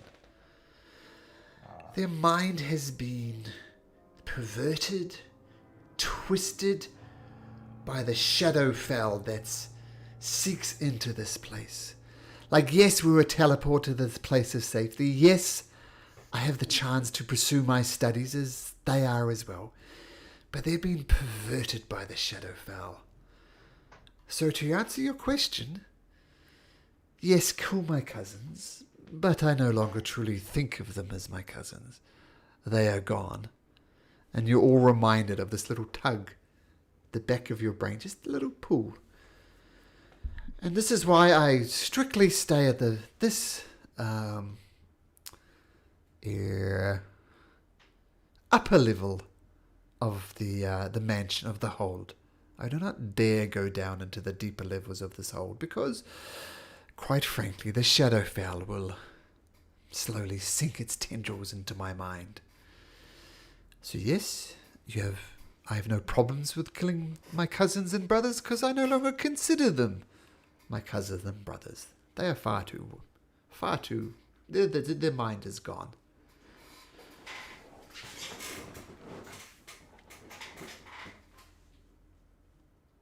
What about your husband's mind? He seemed a little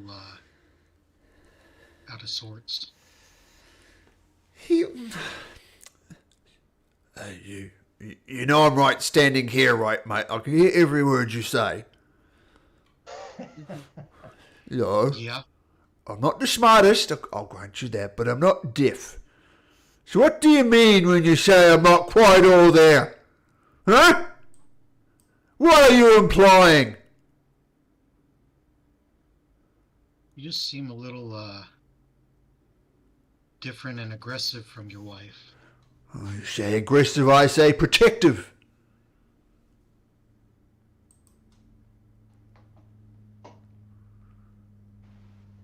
We have different definitions of defensive. I got my eye on you, mate. Make no mistake. One false move and I'll have your guts for garters. Do I make myself clear? You wear garters? Don't have you? another job on weekends? I do wear garters. They keep my socks up. Stand back. He's gonna stand back a little bit here, like, Helios is getting in this. Yeah, it's also getting kind of bad. It's like, all right, 1-on-1. Let them fight.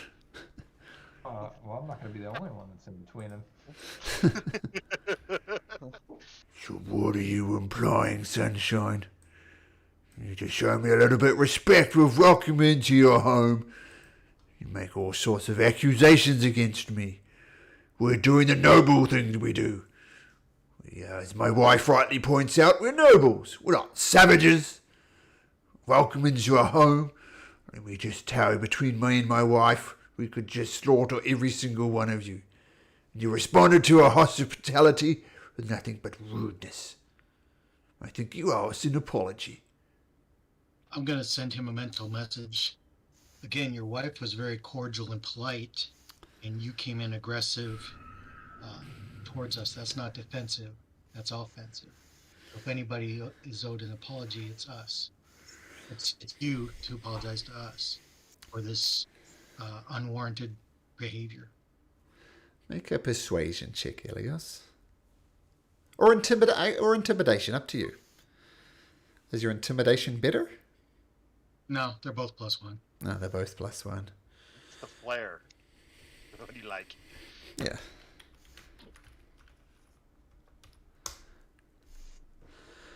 Dear Darian, a friend is right. You did come across a tad aggressive. I mean, you literally asked if you needed to slit their throats.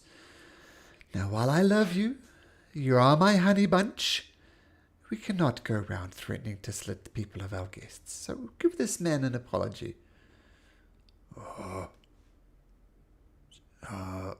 Sorry. That was rude of me. I apologize.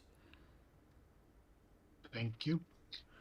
And then I'll send a mental message to Joseph that was more of a test to see how they reacted, whether or not they were trustworthy.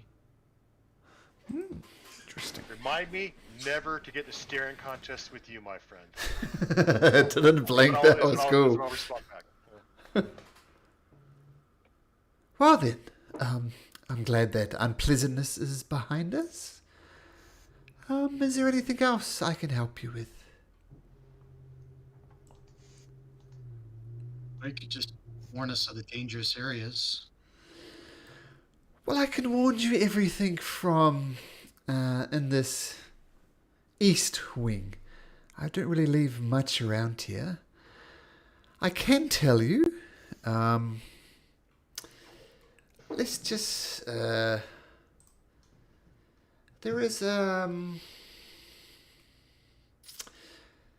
someone here who decided that the best way to negotiate the complications of the Shadow Dusk Hold is with violence. He's a human wizard, not unlike you kind folks. his name was Zael Ephron. And challenge me he did. And Darian, why don't you tell them what happened to our friend Zael? My wife killed him. but then in a stroke of brilliance, she cast Animate Dead on him. So now he's a zombie and she's locked him in a room. Isn't that hilarious? I'll tell him I'll tell him when we convinced the guy to give us this fine axe and then gave him a cursed sword in return. He traded, and it glowed in the dark, and it stuck to his hand. It was quite funny. Wasn't that something you did, Kane? Tell him one of our stories. That's pretty clever too. So just down to the south there, and the one with the Z is the one he said with a zombie in it. There's a training room down there too if you want to practice your short play. Yes, and other things here. There's a lounge. Feel free to relax in the lounge if you so choose. I've marked that on the map with an L, though you probably can't see it. And the last thing around here is a fountain. Not sure what quite's up with the fountain. It seems to just go on forever and forever and forever, and never seems to stop. And that's just what I can tell you. Everything else, I don't know. I'll just say that it's been corrupted by the Shadowfell in one way or the other.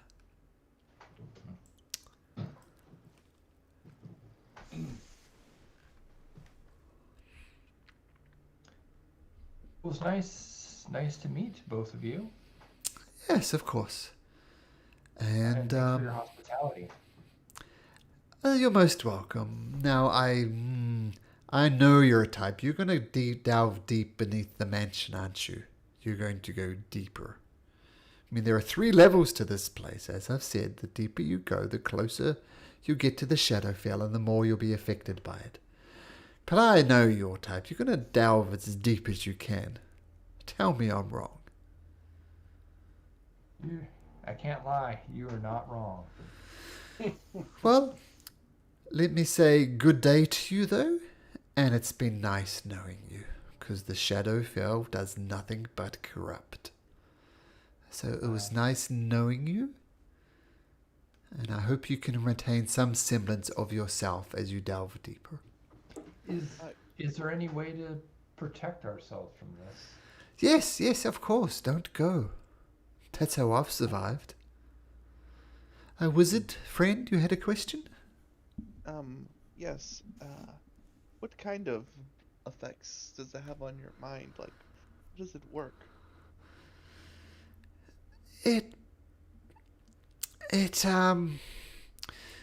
Even before it gets to your mind, it affects your body as well. And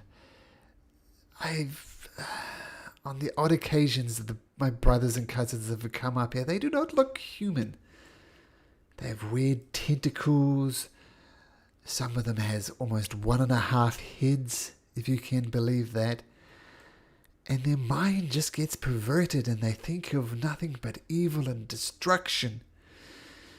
So step carefully. I would suggest you do not do what you did for me. Do not knock on their doors. Slay them where they stand. Their mind has been corrupted by evil. And that's reflected in the hideous forms they now take. So a very wise question. Let's just say the Shadowfell has turned them to wicked abominations. Have you tried any magics to prevent this effect from happening while you venture down there? Momentarily, at least. I prayed to the gods. That's all I can say. And as I said, I feel it forever tugging at my brain, as my husband does, as I'm sure you do as well. Vigilance. And once again, if you don't want to avoid it, if you want guaranteed results, turn around and head back to Waterdeep. is there any way to bypass the bottom levels of your home to get to the next level of the Mad Mage? Well, if I knew where the entrance to the Mad Mage's lair is, I could tell you. I have no idea. As I said, my brothers and cousins have been searching for it, but they haven't found it. So, Okay. but I imagine it's on the 3rd level. I mean, where else would it be? You're not going to find it in my in my desk here. I'll tell you that much. So maybe it's the proximity of the Shadowfell that would be the hardest place for entrance to Hallister's place to be. So if I were Hallister, I'd place it in the hardest possible location. And that would surely be on level 3. This is all me just guessing, though. I could be wrong. Maybe it's hidden in my armoire. Mad. True. He's the Mad Mage.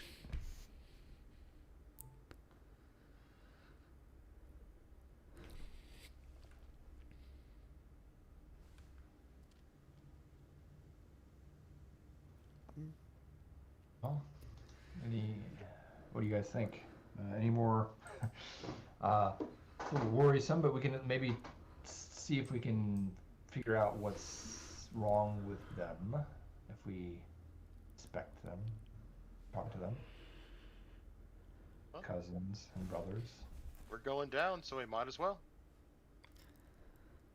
I'm debating casting Intellect Fortress, but I don't know if it's gonna do anything. Since Well, it's I'm gonna- said it affects your body first. Well, I'm gonna cast just because I'm thinking the same thing. I don't have that one, but I do have Mind Blank. I'm gonna cast it myself. No concentration. I can't be. I'm immune to psychic damage and effects to read my thoughts, divine me, or charm condition, and even wish can't fail it. So I'm gonna cast that on myself just because. Nice. And I'll put a little symbol like that just to remind me. Perfect. I'm considering. It is an It's 8th level important, spell, but- though. I do have one as well, but I have Mind Blank as well. But Intellect Fortress kind of does that. I think I've cast it before. Let me also see it. It's awesome. You cast it on me. But I can cast it on. If I do a 7th level, I could cast it on everyone else. Oh, Besides that'd be Joseph. nice. Yeah, do that. It's just for 1 hour, though. Yeah, that's Oh, the yeah. thing. So you might That's need to it. time it. Well, So, it's a one action, so you can do it whenever you need it. Yeah.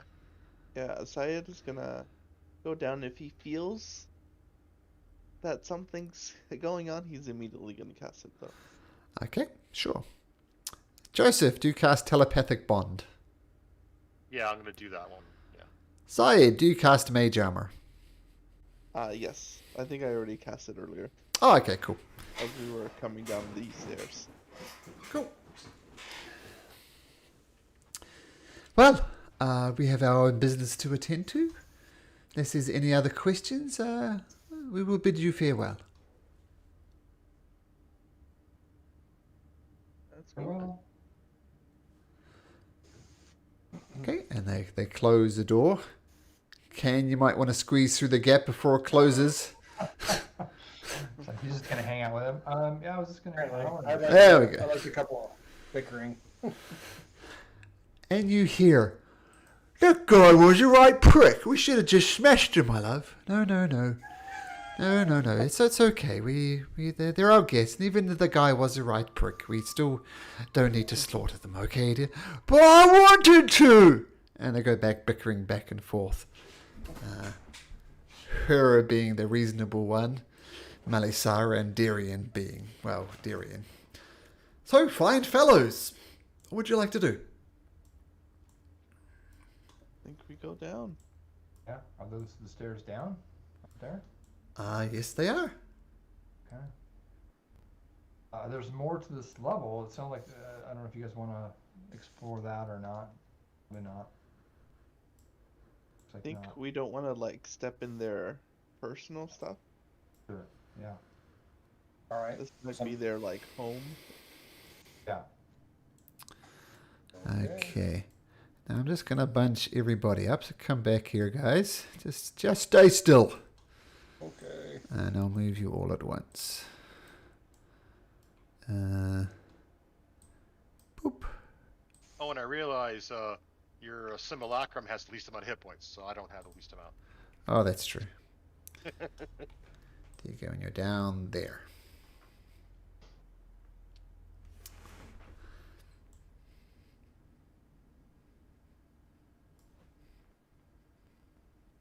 I'm gonna sneak ahead a little bit and listen and make sure we don't walk into a trap. Okay.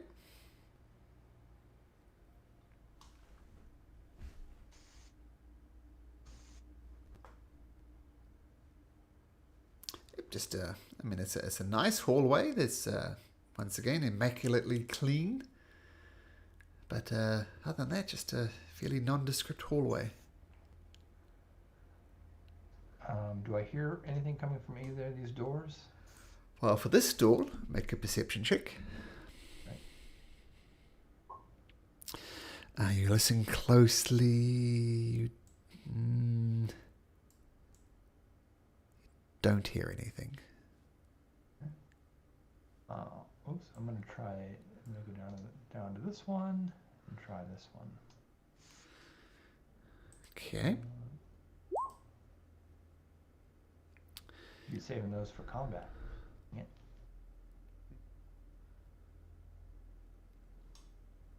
Okay, just a sec.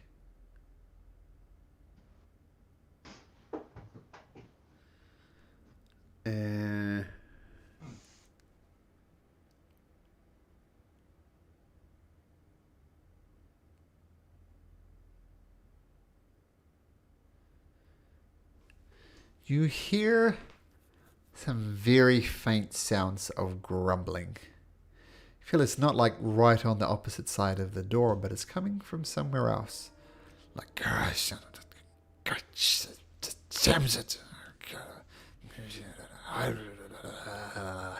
Ballad must die.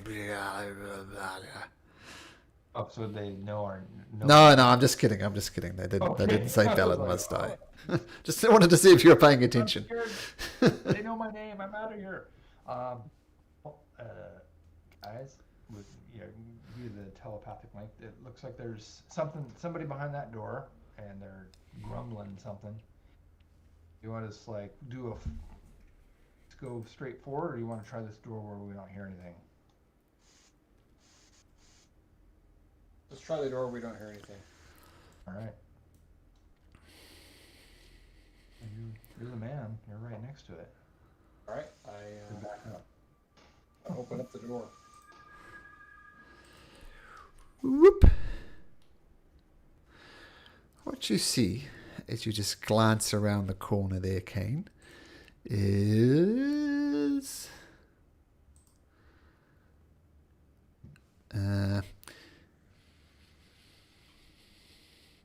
you see a bunch of stone pillars supporting a 40-foot high ceiling.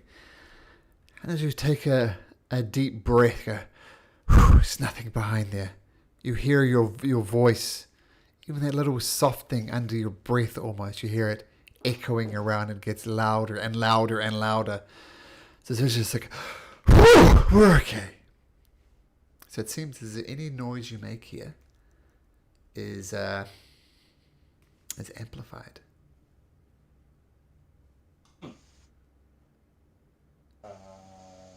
Okay. That sounds like danger for Kane. So I look over at Balin and go, and kind of motion him to maybe go in. All right. So my armor doesn't do a bunch of clanging and whatever else. All right. I'll just try to get some cover, but kind of step in and see if I can spot Anything? Okay. Roll me a stealth check if you'd be so kind, Velen. So, Tess, moving as quietly as you can, just be the softest of touches on the ground. Just and the sounds of your footsteps are amplified and echoed.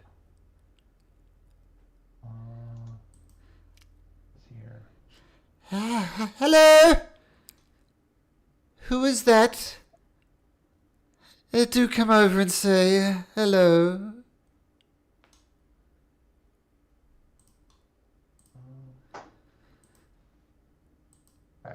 It may not matter. I have boots of elven kinds here. Steps make no sound. Let's say your breath gets amplified then. Okay, all right. I figured it is. Where's it coming from? You see a creature step out from a pillar. And it looks like this. You have come across these guys before. Syed might have nice memories of these creatures. Oh, yes. Oh, yep. These ones do seem decidedly different, though. I mean, they're talking, they're not babbling, they're not dry humping Syed's leg. Do come over and say hello, won't you? What's the point in visiting if you do not talk? Come over and say hi. My brothers would ever so love to meet you. I'm going to use the telepathic bond to say and describe the creature. It's like, oh yes, we've seen these before. This is brothers, so like maybe they've been transformed into these creatures. Look like these creatures at least. I'm gonna nudge Saeed and be like, "It's your warehouse, my friend. Got any more sandals?" Syed is gonna glare at Joseph. And Syed's not going in until after Joseph. I'll walk in. And I'll walk up next to Galen. Oh, you've brought a friend. Delightful. Would love to meet you and your friend. Come and say hi. Is his voice echoing very loudly? Yes. As well? Yes. Can I use my perception to try to determine where his brothers are? Breathing or whatever? Sure, make a perception check with that advantage. Using a basic form of echolocation, which I think humans do as well, though obviously we rely on our senses. I read a story of a blind guy who could ride his bike around town because he used echolocation, which is pretty cool. You hear them; they're kind of all behind the equivalent of these pillars, but on the other side of the room. Okay. Would you like to meet my brothers? They're ever so excited to meet you. Nice. Who are you, or who are your brothers? I'm Balin. We just call ourselves Shadow Dusk. Yes, my name is Shadow Dusk. My brother's name is Shadow Dusk. Shadow Dusk. We all just refer to ourselves as the Shadow Dusk. Things are so much simpler that way. I hear some other friends. Come and say hi. Would ever so like to meet you. I want to send a mental message to him. Have you always looked like this, or did you used to be human? Make a persuasion check, Elias. And he says this out loud. Oh, the voices in my head. It's like a warm balm. I've been this way for as long as I can remember. Now won't you come and say hi? Don't be so rude. You are in our home. Do you bring gifts? Do you bring treats? It would be a social faux pas if you never bought anything. Yeah. What kind of what do you like? And maybe The things I like, we like most of all, is items that are arcane in nature. We have little use for gold.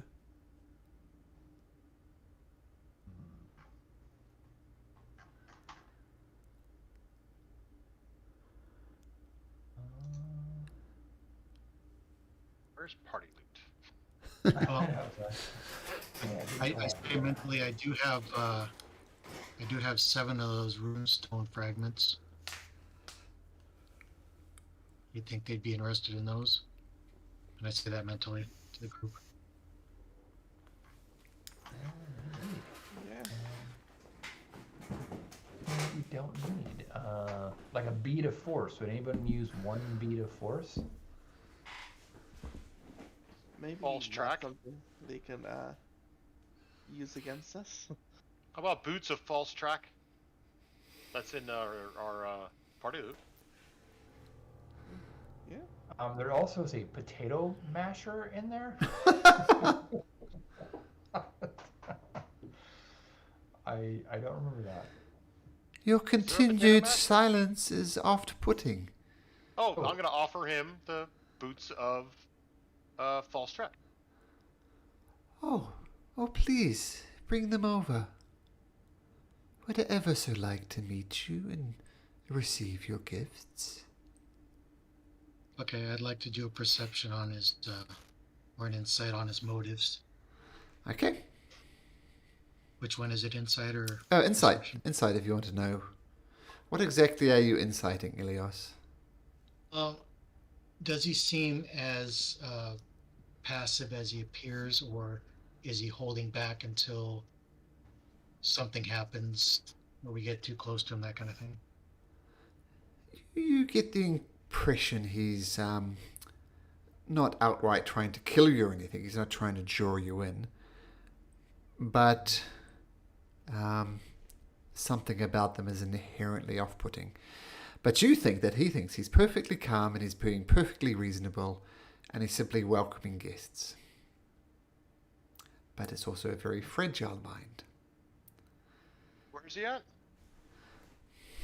I don't see him. Oh, way down here. Oh, damn! I didn't have the map out large enough. Oh, As I said, this place is well lit, so you've effectively got infinite vision. Like that. Oh, we don't want to be rude, guys. We should. let's go. I'm gonna walk up to here. I'm sure there's nothing to worry about.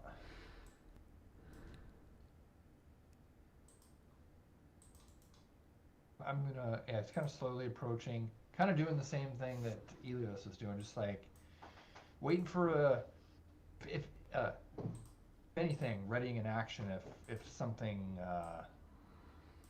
looks threatening. Yes. Oh, you are these your other brothers? Yes. Or things? Yes. We are the shadow. We are the shadow dusk. I know that you go by the Shadow Dust, but I'm just curious if you had other names in the past, like Berlin? Oh, I am not.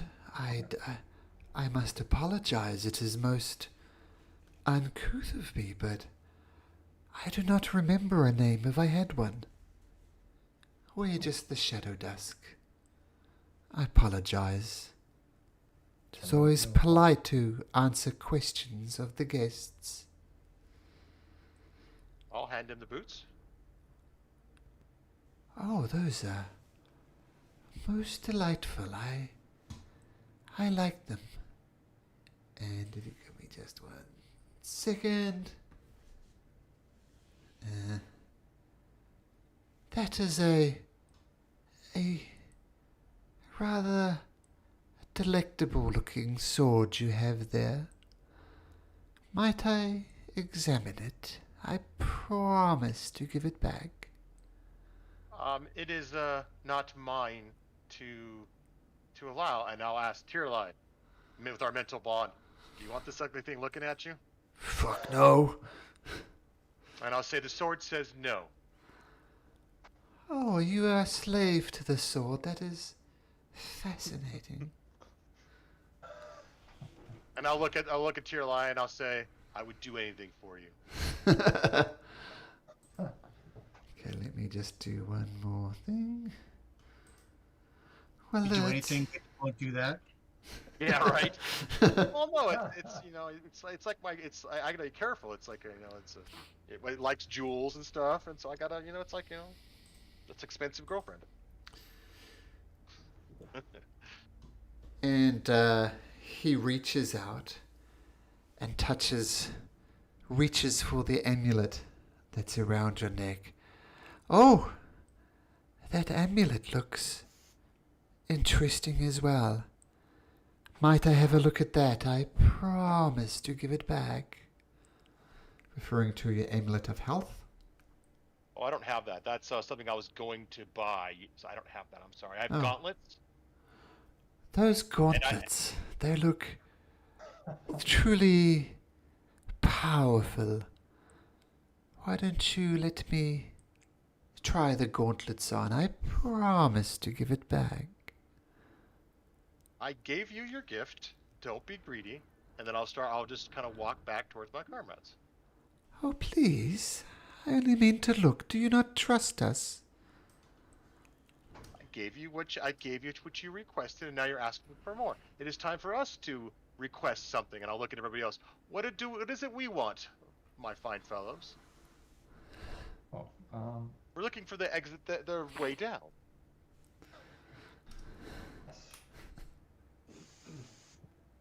they're getting closer. What about you, Elios? What nice magical items is visible on Elios? Let's see.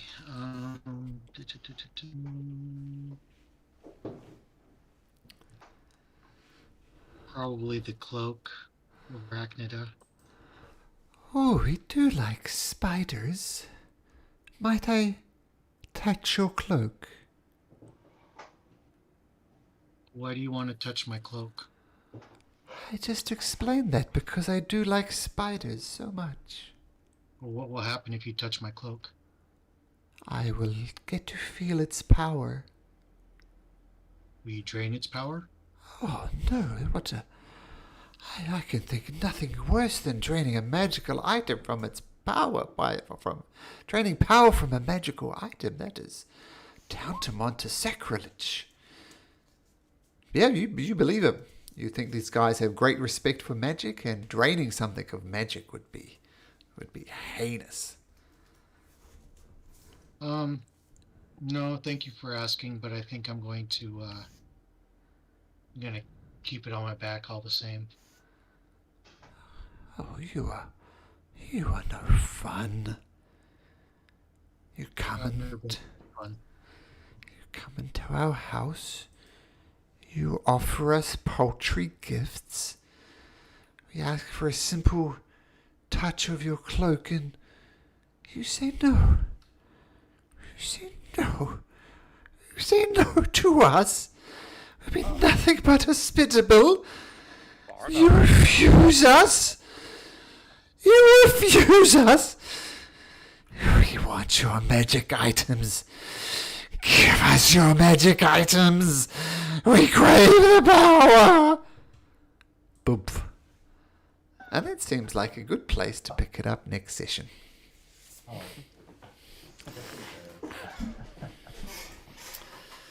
Okay, but yeah, we'll break there. And yeah, I think that's the least... this is in fact the only combat we've had so far.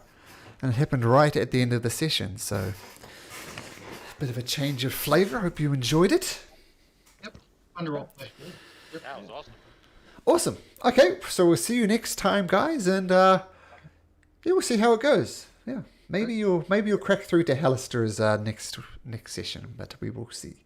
Anyway, take care, guys. Gotta bounce. We'll see you next time. Bye. Bye.